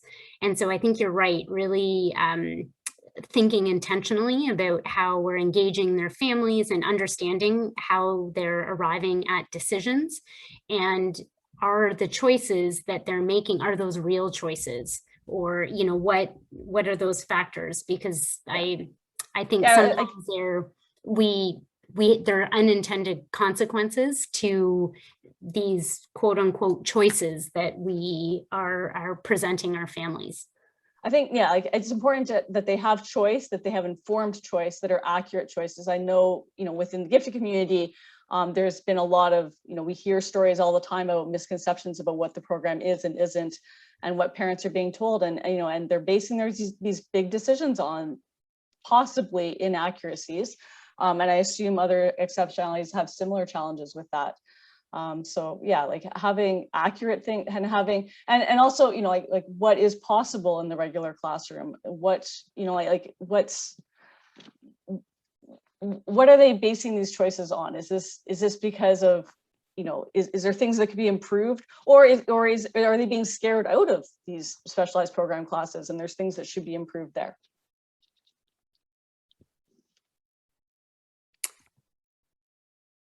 Do we have others that have thoughts to contribute?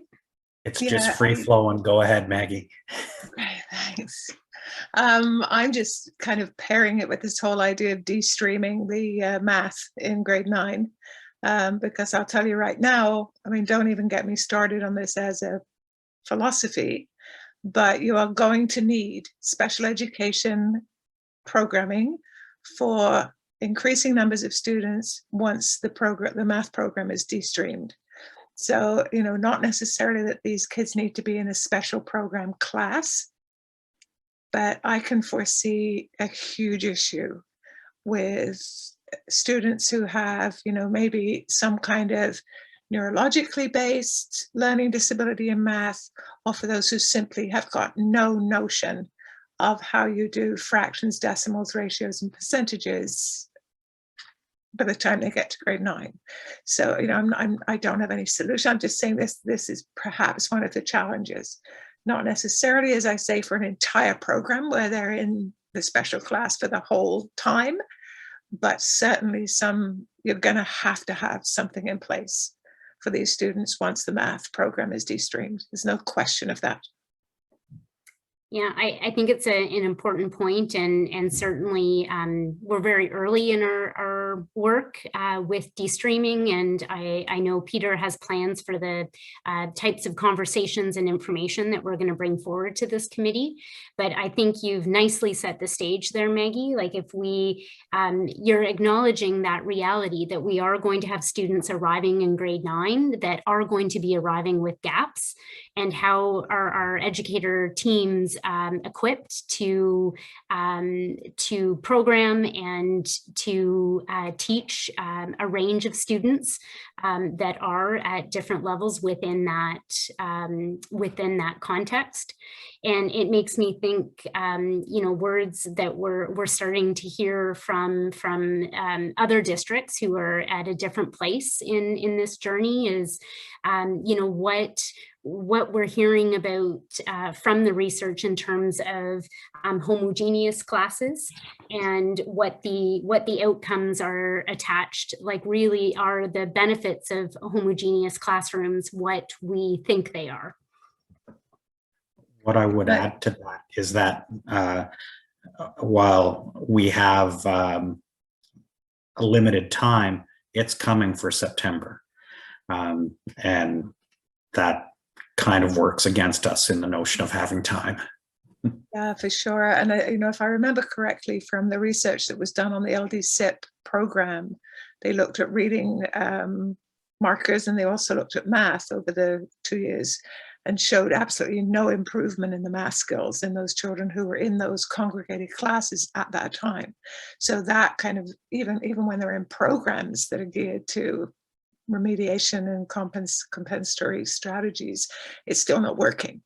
So, you know, I see this, you know, I think we focus way too much on reading, not that I have a problem with that, but, you know, there is a whole other group of kids who are perfectly fine readers who don't have problems there, but have huge problems in math, you know, either because of, as I say, wiring difficulties and they've genuinely got deficits, or simply because of pedagogical deficit, because they haven't been taught how to do these things. And it's becoming harder and harder to judge whether a child has a genuine learning disability in math and written expression, just to throw that one in, because of the lack of teaching of the basic skills. So, you know, I think that this is where I see huge challenges from the spec ed point of view, just as to how, you know, what's the best model even to deal with the math deficits.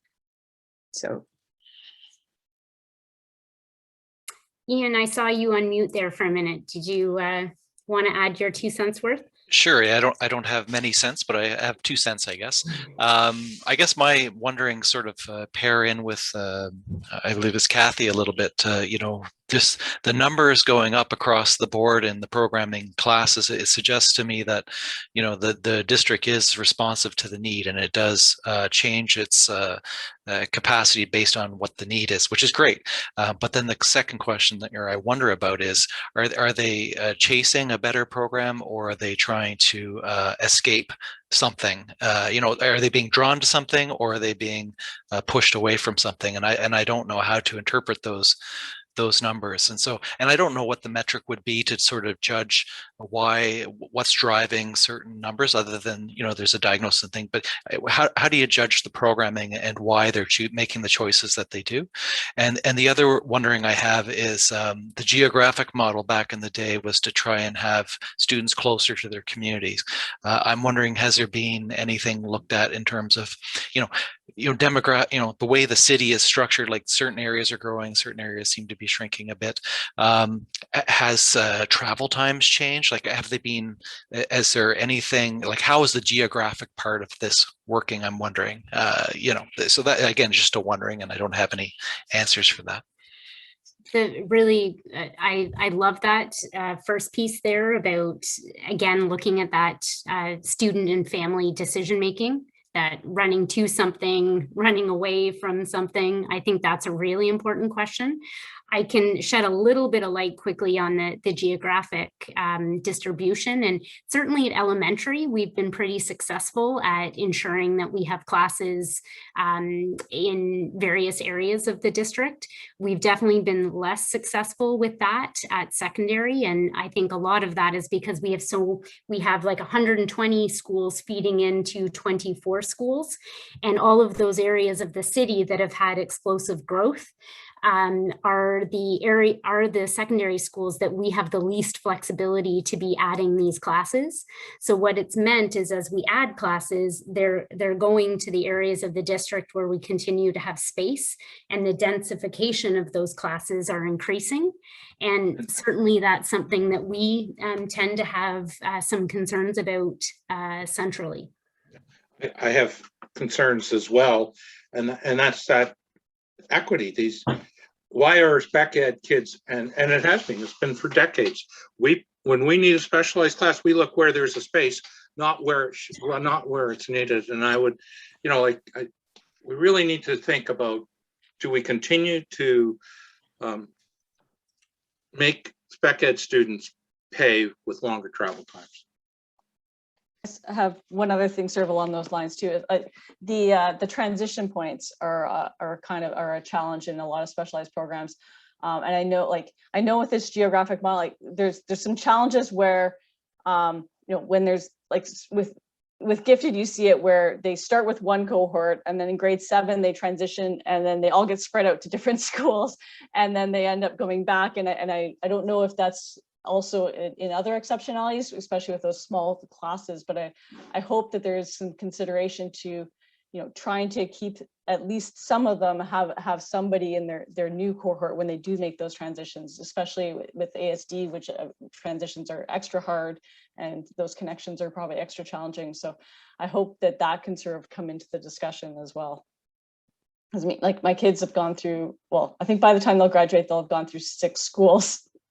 So, and I mean, the whole district is going to less transition points, and yet with these specialized classes, because they transfer into the program, and then in a lot of cases they're in schools where it goes to grade 6, so then they make another transition, and it goes to grade 8, they make another transition. So I think there's sort of extra transitions in some of these streams if you look at them. Thank you very much for that. We have had the rest of the group join us back for our group. We had an excellent conversation in our little group. So I certainly want to express my appreciation for your input and feedback. I think it would be helpful if the people who are recording for each group could share with the broader group the general themes that were emerging, some of the key points. And then if there's any broader conversation after that, we can have a quick conversation about that. I'll go first. I had the opportunity to take the notes for our group. And we were reminded that the geographic model was not only about having students close to home, but also to treat special education students the same as regular students. So for example, if you have a student who joins a school and by entering that class, they reach the class cap, there's an adjustment early in the year so that student is, so that the school can accommodate that student. And that's up to a certain date, that was another piece of the geographic model that was spoken about in 2012. We had a long conversation about, well, I guess the specific comment was we should definitely be talking to students and families in these classes to understand their perspective. As parents are making decisions on whether to go into a specialized program class, there's a lot of pros and cons. And are they making these decisions based on accurate information? Is it because they're looking for a better program to meet their child's needs, or are they in fact choosing the least bad of 2 options by making that decision? and seeking to understand whether parents are actually making real choices in making the decision to go towards a specialized program class, or whether they're making choices based on misinformation and not having full access to everything. We had a bit of a conversation around how we talk a lot about inclusion. And the comments were that specialized program classes are sometimes viewed as not being in line with an inclusion model, but it's not always the case, because having kids sit in the back of the class doing separate work, isolated from everyone else, even though they're in the regular class, is not truly inclusion either. So some things for us to consider there as well. And I think finally talked a little bit about the de-streaming work that's coming, and trying to think about what model might best serve those students with special education needs who are now going to be in a de-streamed grade 9, and will it require additional special education staff? What should the specific model look like? Maybe it's not a full-time model. Some questions such as those emerged. And I think that's it. Did anyone in our group want to add to the conversation? Great. So to the others who will be reporting, if you can just try to add to the, if they were repeated comments, we don't have to go into them, but I'd love to hear from your groups. And is there a volunteer? Chris, thank you. Thank you, Peter. I thought I'd get our thoughts in before, we weren't the last group, sort of thing. So, so our group, some of the themes were similar. Some of the thinking around inclusion, for example, and what are the implications of moving towards a model that is more inclusive? Because there are some advantages in congregating students and providing more intensive supports and services in that type of setting. So what would be the implications of inclusion in terms of staff training and those sorts of areas, conversations with families? We did talk a little bit about money. So money did come up. And so, what would we be able to do if there was more ministry funding? And then we also had some wonderings, a really good wondering about class sizes. Now, we know, those of us who do the work all the time through the education lens, know that the class sizes are mandated in the Education Act. So it's not like we can sort of, in terms of thinking about our ASD classes, for example, and the maximum class size of 6, be interesting if we could look at if there ever was a possibility to increase class sizes, depending on the students and their profiles. Also, wondering about practices in other school boards that don't have a model that is as, that has as many specialized program classes set up. How are they working with higher need students? And what does a day in the life of that student look like? In terms of, inclusion and or support to meet the needs of the child, thinking about it in terms of the least restrictive and less segregated environments.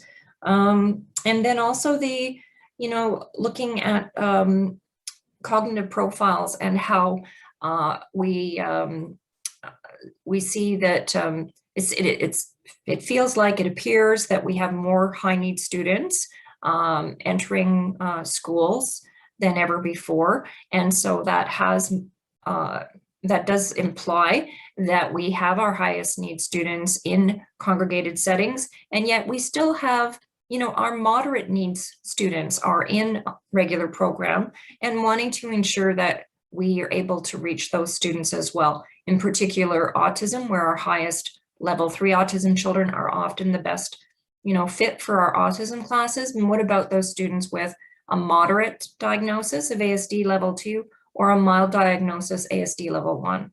How do we ensure that we get the right strategies in place in regular programming? That's about Thank it. you very But much. I do invite comments from those who were part of the group.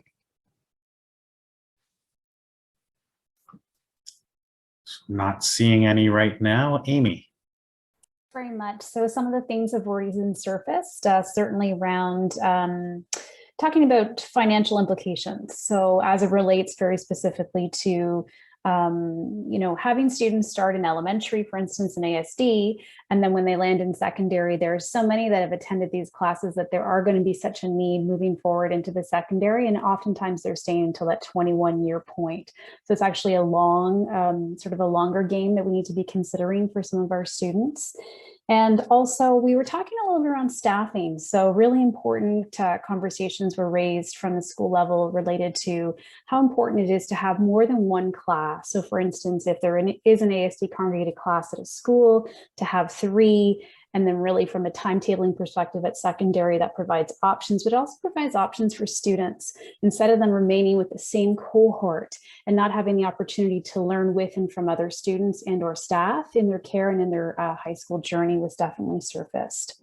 So it's been mentioned around sort of provincial funding, but also those accommodation pressures, the accommodation review considerations as it relates to not thinking as an afterthought around our special education learners and the classes and spaces that they may require to be their best and for their success, but to really be thinking about that at the beginning.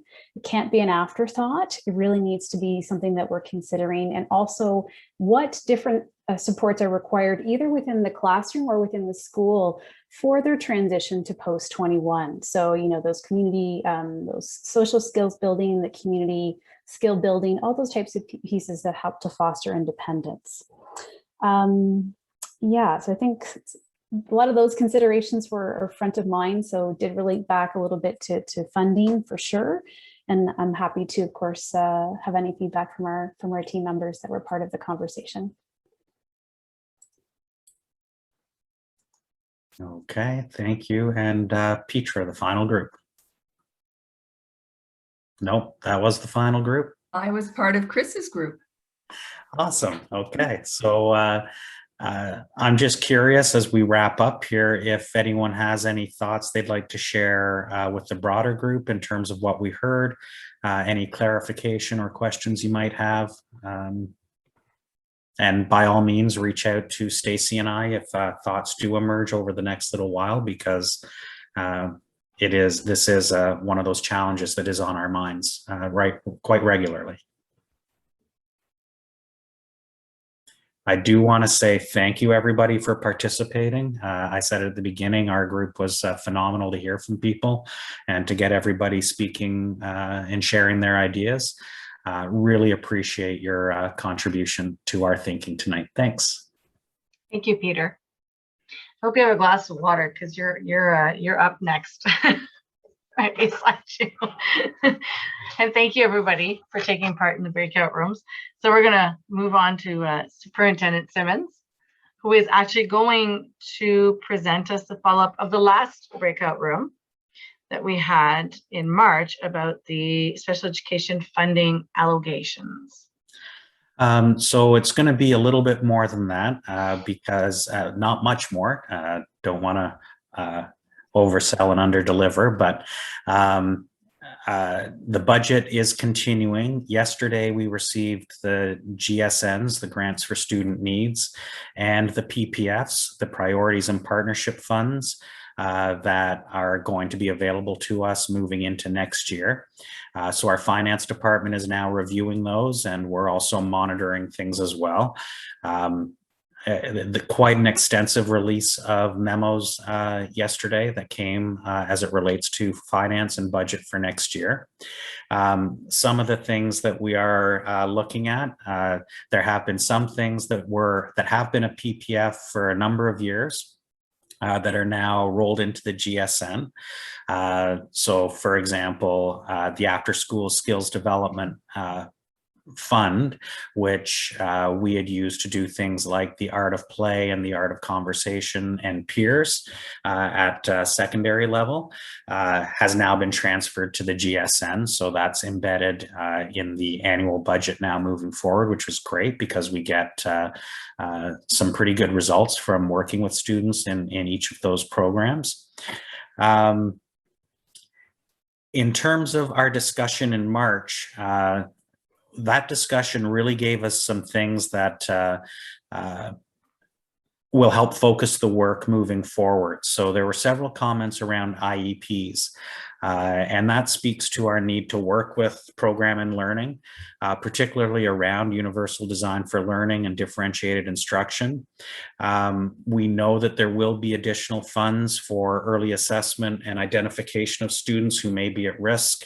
The comment from SEAC was to consider early assessment and identification for students who may be at risk for learning difficulties. We know that is closely tied with a lot of the work that's coming out of the Right to Read inquiry, that will be coming out of the Right to Read inquiry, along with evidence-based reading intervention work. And that starts at Tier 1 and continues up to Tier 3. And it also is closely linked with our work as we continue to explore the universal screener moving forward. So there are areas that there's overlap there. Speaking of IEPs, one of the things that we've rolled out and shared with SEAC in the winter was our learning support for students with special education needs. And as that work, so that was the website that Amy had shared with us. I think it was February. I had a conversation with you prior to that, but Amy let you take a look at the building of it as it's been a work in progress for the last several months and continues to be something we're working on moving forward. But that work will be a key resource in kind of hitting the reset button as it relates to individual education plans, because it will be our opportunity to discuss the purpose of an IEP, what goes into a quality IEP.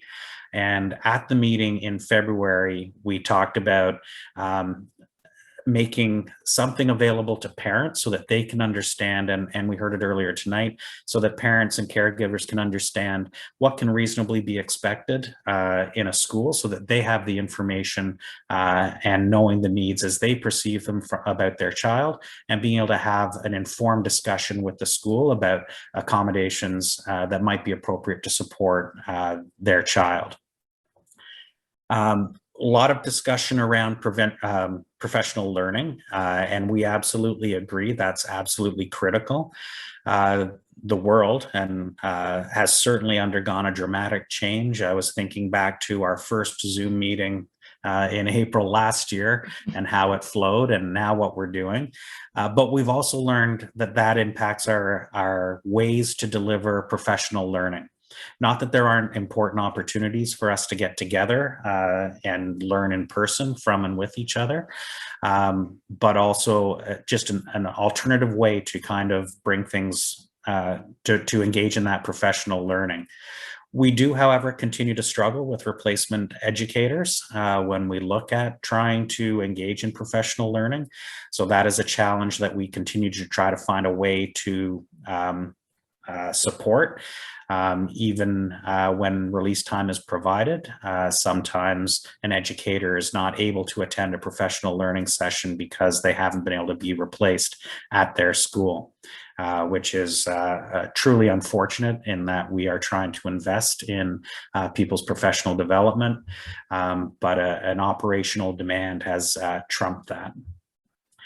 There were comments around differentiated staffing, and that work is beginning.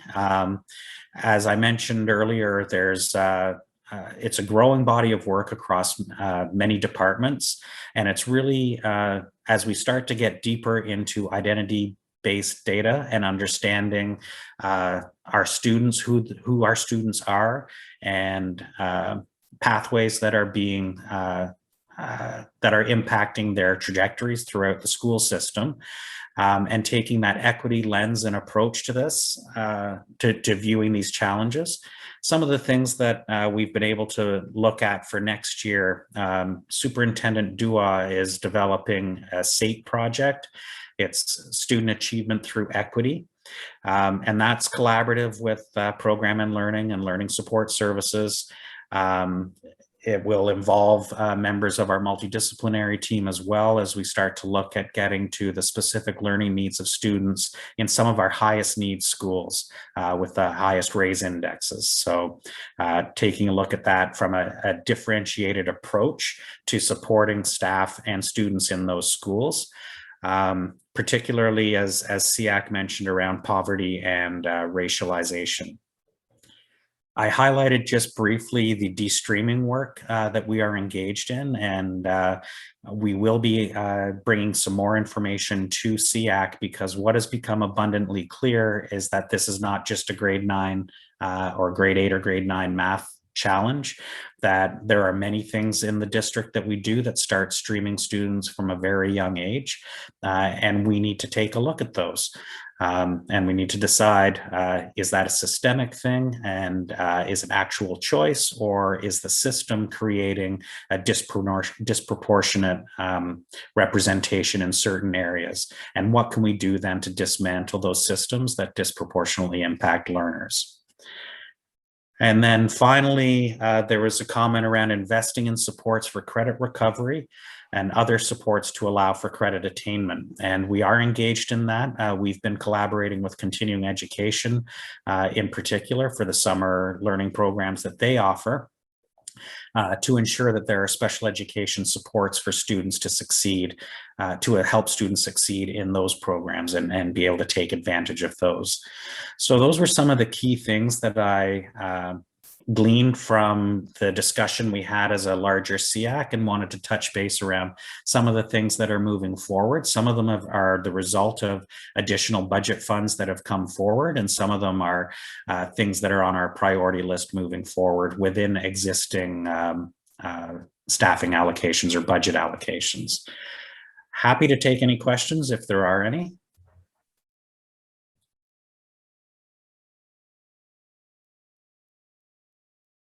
Nope. Okay, thanks, Peter, very much for the follow-up from the breakout room. Okay, you're still up. Now you're up for your report. Yeah, sorry, I was thinking there might be a break. Nope, sorry. No problem. And actually, I'm going to pass the buck for the beginning part because we're going to have a little upfront update on Storefront, and I'll turn that over to System Principal Kessler. Wonderful, thank you. Thank you very much. For those of you who may not be as familiar with our Storefront program, just a reminder that the Storefront program has been in existence since 1987. It's a program that was established and still does support young adults in their transition into the community, and it's somewhat unique in that it operates out of a rental space, and we have an arrangement with the for a rent-free in perpetuity type of arrangement, and that part of the program has had a significant impact on our young people and their response to participating in this transition program. The program is essentially supported work experience with one full-time teacher and one full-time educational assistant, and that staffing continues into next year. I'm very happy to report that we have, even though 6 students are not returning to the program in the fall, graduating out, 3 of those graduates do have employment as of the month of July, which speaks to some of the success that our young people have in this program. It is a smaller number of students at the present time, 12, and however, we continue to work together with parents and the staff and the community to consider the possibilities for the Storefront program. The The administrator who oversees the storefront program is Jennifer Perry, principal at Ottawa Tech Secondary School. And I think the one change that we made together for this present school year for 2020-2021 was to expand the age criteria for the program to include 18-year-olds. Previously, the age criteria was 19 to the year in which the young person turned 21, and now it's 18. We found, and the staff found, that it was really more a matter of readiness skills, and we've worked together to establish some of what that looks like.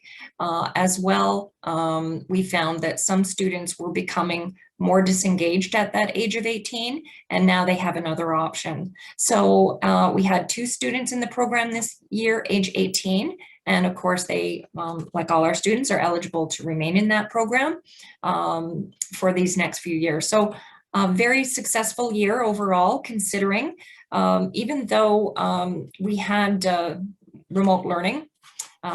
Most of the students were in person when they were able to be, and 6 students were virtual, doing virtual learning for part of the year, 6 of the 12. But for the most part, the program was able to be offered in person.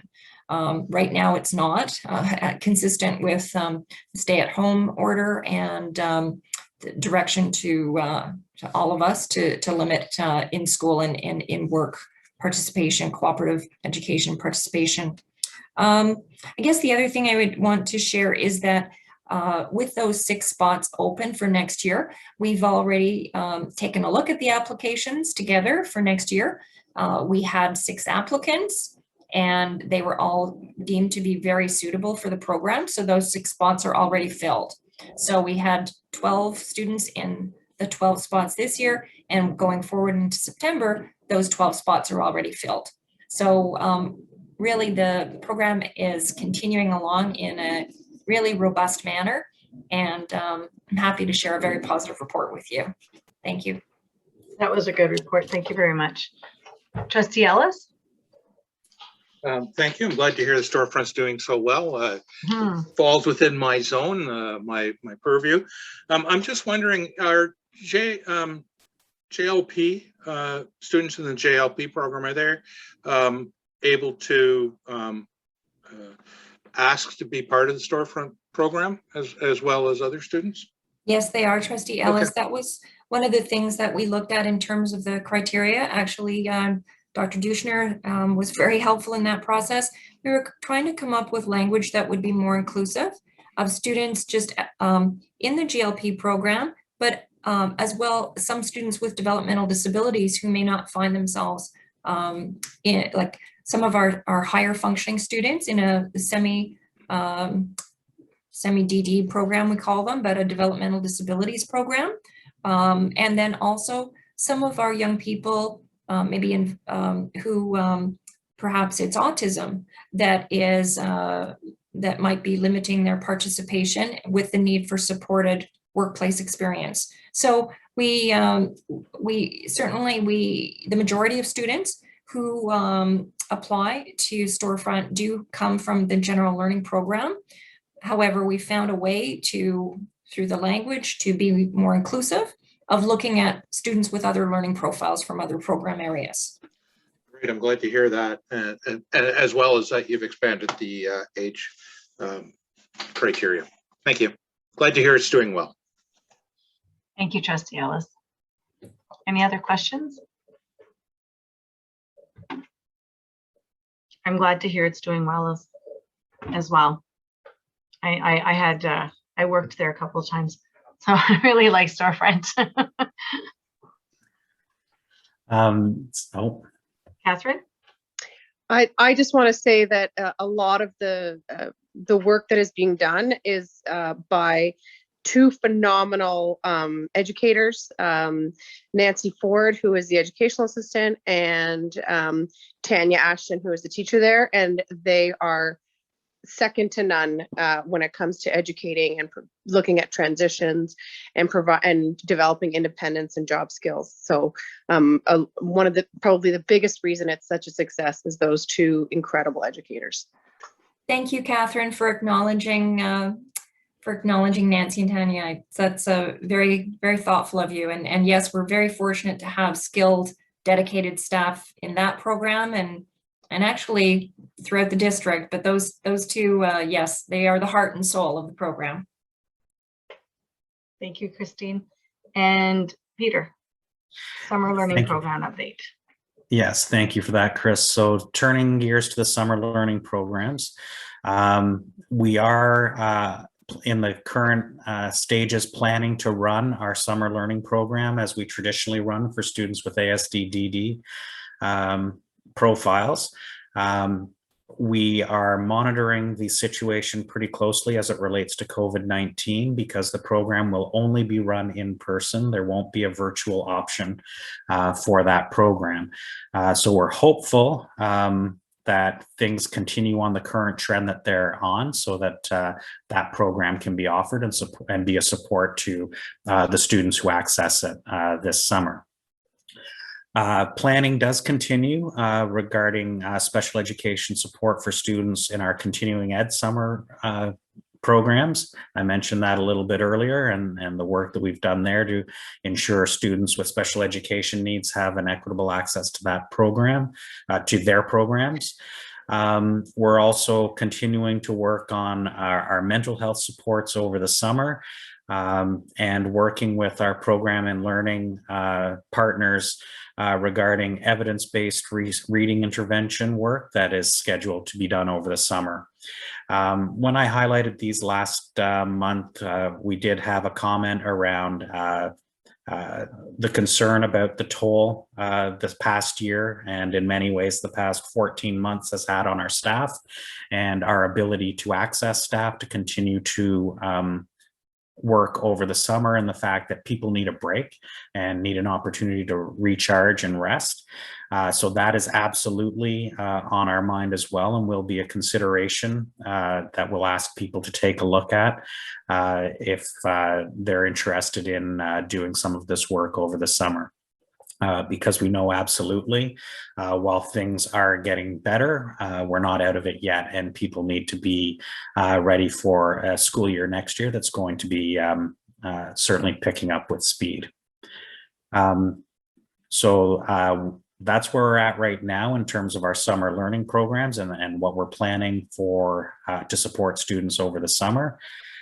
Continue, unless there are questions there. So continuing on, I mentioned a little bit about COVID and the impact it might have on our LSS summer learning program. Obviously, right now, everyone is aware it is predominantly remote learning at this time with the provincial stay-at-home order. We have, because of the seriousness of the situation and our intention to cooperate with the community effort to combat COVID-19 and taking our lead from the ministry, we are offering in-person learning to students with intensive and complex special education needs attending in person. That is for about 300 students, elementary and secondary. We have also, as you may have heard, the province made COVID-19 vaccines available to staff supporting students with special education needs in-person learning. That happened, I believe, right before the spring break, the April break, and we were able to submit about 1,900 names.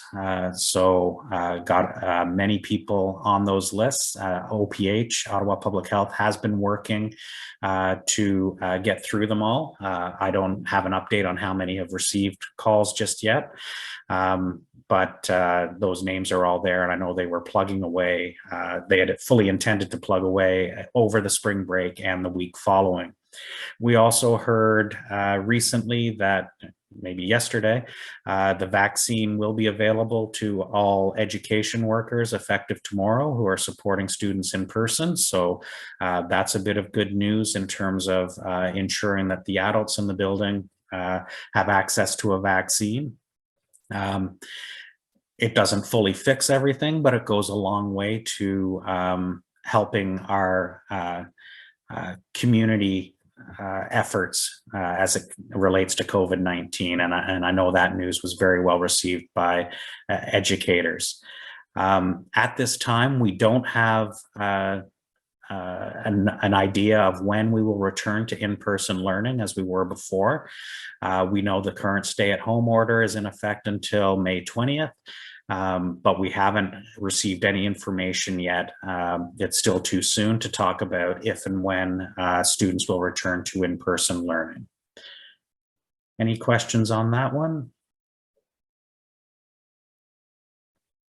I mentioned earlier the right to read inquiry, and we have received an update. As you may recall, the right to read inquiry is the Ontario Human Rights Commission examination of school board's ability to support, students with reading difficulties, including dyslexia. They have done a variety of data collection and interviews. They continue to draft the final report, but due to COVID-19 and some other factors, they've advised that the final report will be delayed. We had anticipated it in the fall, I believe, and then that was delayed until April. Now it is going to be delayed until the fall of 2021. The final report will include the detailed findings and recommendations for government and education stakeholders. So we'll continue to monitor that, and certainly we will be bringing that to SEAC when it is finally released. As you may know, this week is Mental Health Week, and we have engaged in a variety of activities, and I'd like to turn to Dr. Duschner to give us an update about Mental Health Week. Thank you. Good. Thanks, Peter, and officially good evening to everyone. And yes, indeed, it is Mental Health Week this week. I, of course, like to think about mental health every week, and I would love that everybody thinks about mental health every week and every day, but it's especially wonderful to have a full week dedicated to mental health because it allows us to really take advantage of that time to refresh our messaging around mental health, particularly around student mental health. So the key messages around student mental health are about protecting one's mental health and promoting wellness, as well as promoting student learning around mental health, and particularly around social emotional learning, and encouraging help-seeking behavior for our students. So we've taken a three-pronged approach, ensuring that we are able to share information with staff as well as students. And also this year, we've tried something new and are sharing information with parents. So in terms of the information for staff, we're leveraging the resources that have been developed by School Mental Health Ontario. And we're sharing tip sheets on topics such as promoting mental health and how to help students with their wellness, but also tip sheets on how to identify some of the signs and symptoms when things are starting to go wrong, and reminders of how to support students in accessing care for their mental health, both within the school district, but also within the community. We've also been able to share from School Mental Health Ontario some exercises and activities and lesson plans that really promote mental health learning. So particularly learning some strategies around stress management and coping. And for students, we've been sharing resources from jack.org, which is a website specifically designed for young people by young people, and around similar topics. You know, what is mental health? Why is it important? How do we go about protecting our mental health? As well as recognizing the signs within oneself when things are starting to be a little bit off. How to access supports, but also for young people, how to support their friends. We do hear a lot about friends wanting to support their friends because they recognize sometimes that there's something not quite as happy and going well for their friends as it could be. Those updates are being shared through, of course, our usual communication through student updates and through social media. But those messages have also been shared with our Student Senate Mental Health Committee so that the students can then use their own networks to share those messages more broadly. For parents, we have refreshed our messages and our tip sheets to support their children's mental health, as well as making sure that they have information about the resources available, again, both within the school district and within the community.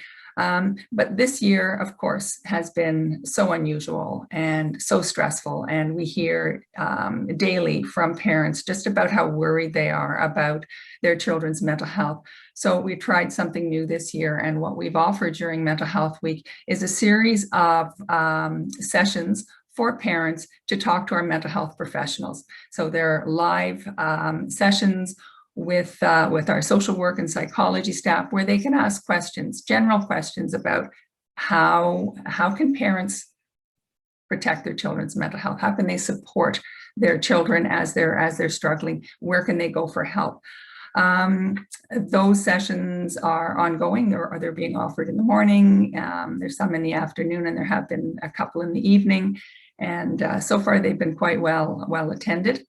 In addition to that, we've created an email so that parents who maybe aren't available, aren't able to join the live sessions, or are not comfortable joining the live sessions, but have a question for one of our mental health professionals, can send us an email, and we're responding to those emails as they come in. So we're really trying to get as much information out to all of our stakeholders, our staff, our families, and most importantly, our students, about the importance of protecting our mental health, their mental health, and part of that is about self-care. So before I turn it back to Peter, I'm going to put a little plug in to each of you to please practice self-care. We need you, the children need you, your families, of course, and your friends need you. And the best way for you to be available to all of them is when you practice looking after yourselves, practicing self-care, and most importantly, practicing self-compassion, recognizing that we're all doing the very best we can, and we're going to get through this pandemic together as long as we stay strong. With that, thank you, and back to you, Peter. Thanks, Petra. Thank you very much for that, Petra. Absolutely would echo those comments around practicing self-care. And sometimes I'm better at it than others, but it's good to be reminded to take a pause and do a check and say, am I doing what I should be doing to ensure I'm in the best position to be well myself and there for others? So thank you for that. In the chat, I did put, somebody help me find the actual link to jack.org, which is the student kind of oriented site, and I added the School Mental Health Ontario website. It does have information for students as well, also information for educators, but the second link I put in there does have some information as related to parents and families. So you can absolutely take a look at those if you have any questions or want to see the kinds of things that are informing our thinking as we move forward. And as our mental health professionals work on trying to support students in our district. The final piece is an update on our staffing update, and we're going to be experiencing some significant changes in our management team and learning support services. It is with absolute mixed emotion that I share with you that Chris Kessler and Petra Duschner have confirmed their intention to retire at the end of the school year. I can tell you, having worked with Chris and Petra extensively over the years, but in particular the last 7 years, getting to know each of them, not only as professionals, but as friends, that I can't state loudly enough the contributions that they've made to me and my own professional learning, but more importantly to the district and the students and staff and parents of our district. So I won't go into the number of years, but certainly very excited to be wishing them all the best as they take on the next opportunity that's ahead of them. But I would be remiss if I didn't remind them that the OCDSB has a way of not saying goodbye. They have a way of saying see ya. So be sure that we will be staying in touch moving forward.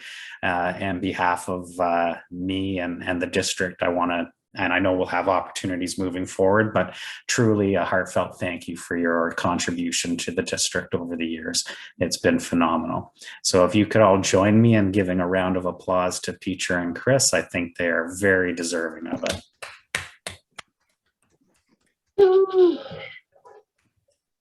Good luck. I think we even got a woohoo there. So That was me. okay, there we go. Not woohoo, you're leaving, but congratulations to you. So as a follow-up to that, as you know, Chris is assistant principal in learning support services. We have a replacement coming in behind her for the fall.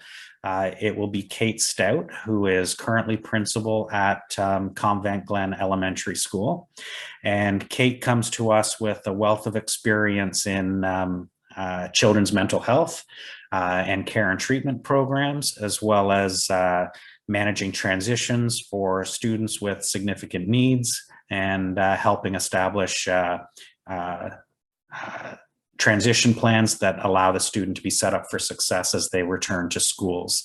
So I think her expertise, while we know it is an extremely steep learning curve, because I can tell you, Petra, Chris, and Amy and I have all done it in the last recent years.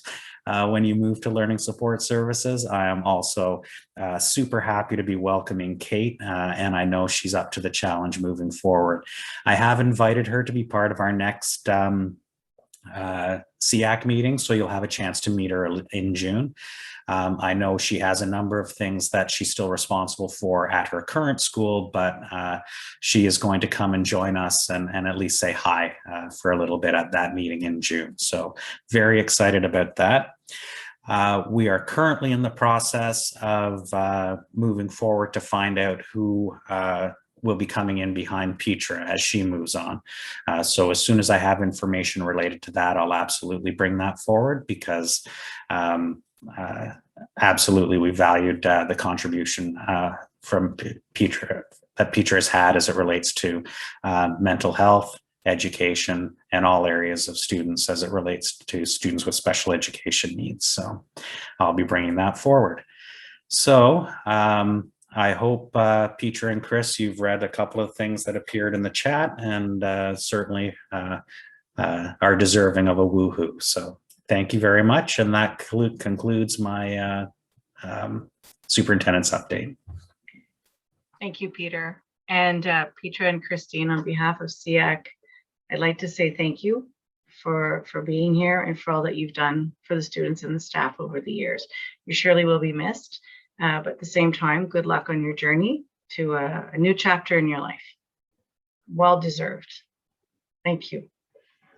So we're going to move on to our committee reports. I had on my my notes here. I got all emotional when we said goodbye to these two.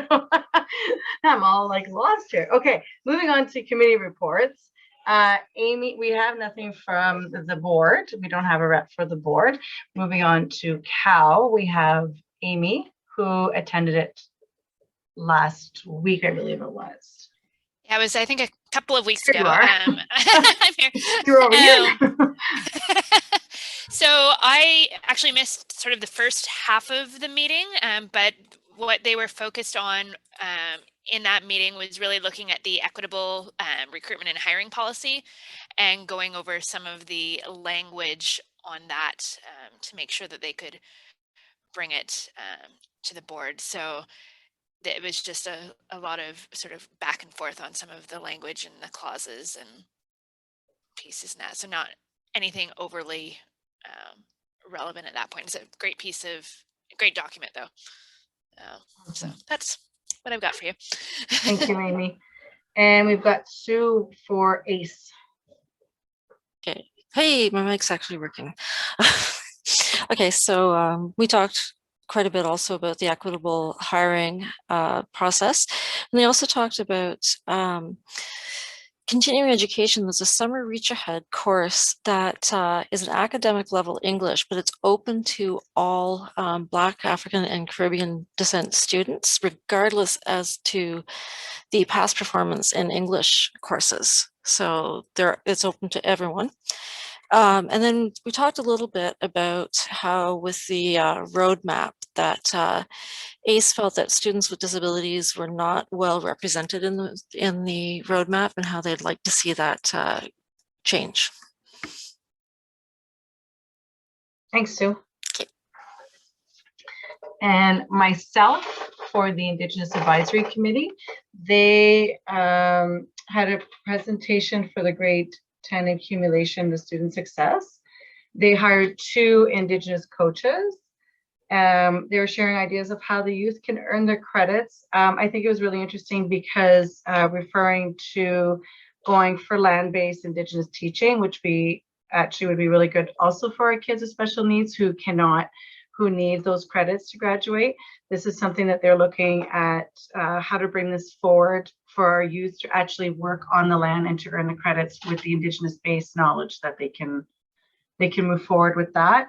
They're writing a letter to the Ministry of Education for our Indigenous trustee for the next step in that direction. And they now have a rep for Cal and a rep for the Cal budget. So that was it. Good meeting. And next I have Terry for, I think it's the aftercare, if I'm not mistaken. For that, is Terry here this evening? But I think Trustee Ellis attends that one. He knew I was going to go to him. Well, it's an easy one. The meeting was canceled for this month, so there's nothing to report from that committee. Thank you. Oh, you're lucky on that one, Trustee Ellis. All right, thank you, everybody. Is there any new businesses arising? Kathy? Yeah, so in light of yesterday's announcement, and obviously I don't expect you to have any answers at this stage, but I guess for perhaps the next SEAC meeting, if there is any change in direction regarding the announcement that that boards have to provide virtual learning, if that has an impact on the previous decision that specialized program classes would only be offered in person. So if there are any changes along those lines, I would appreciate an update. And perhaps, if possible, I realize that the board has said that it'll be a case-by-case sort of situation. If there are students that cannot, for a variety of reasons, attend in person, on how those cases are going to be handled for specialized program classes. So as perhaps wondering if it's a case of there's 6 students in this bucket or there's 60, that just kind of a general idea of how many students are in that situation, that would be much appreciated. Just so I understand that, Kathy, you're asking if there are students who cannot be accommodated in a virtual environment but aren't attending a specialized program class in person?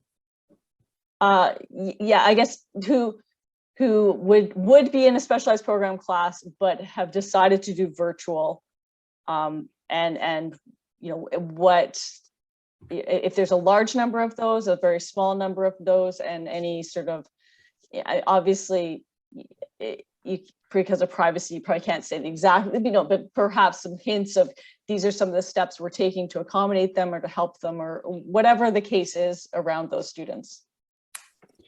I will do my best. I'll have to do some thinking about how to access that info, but okay.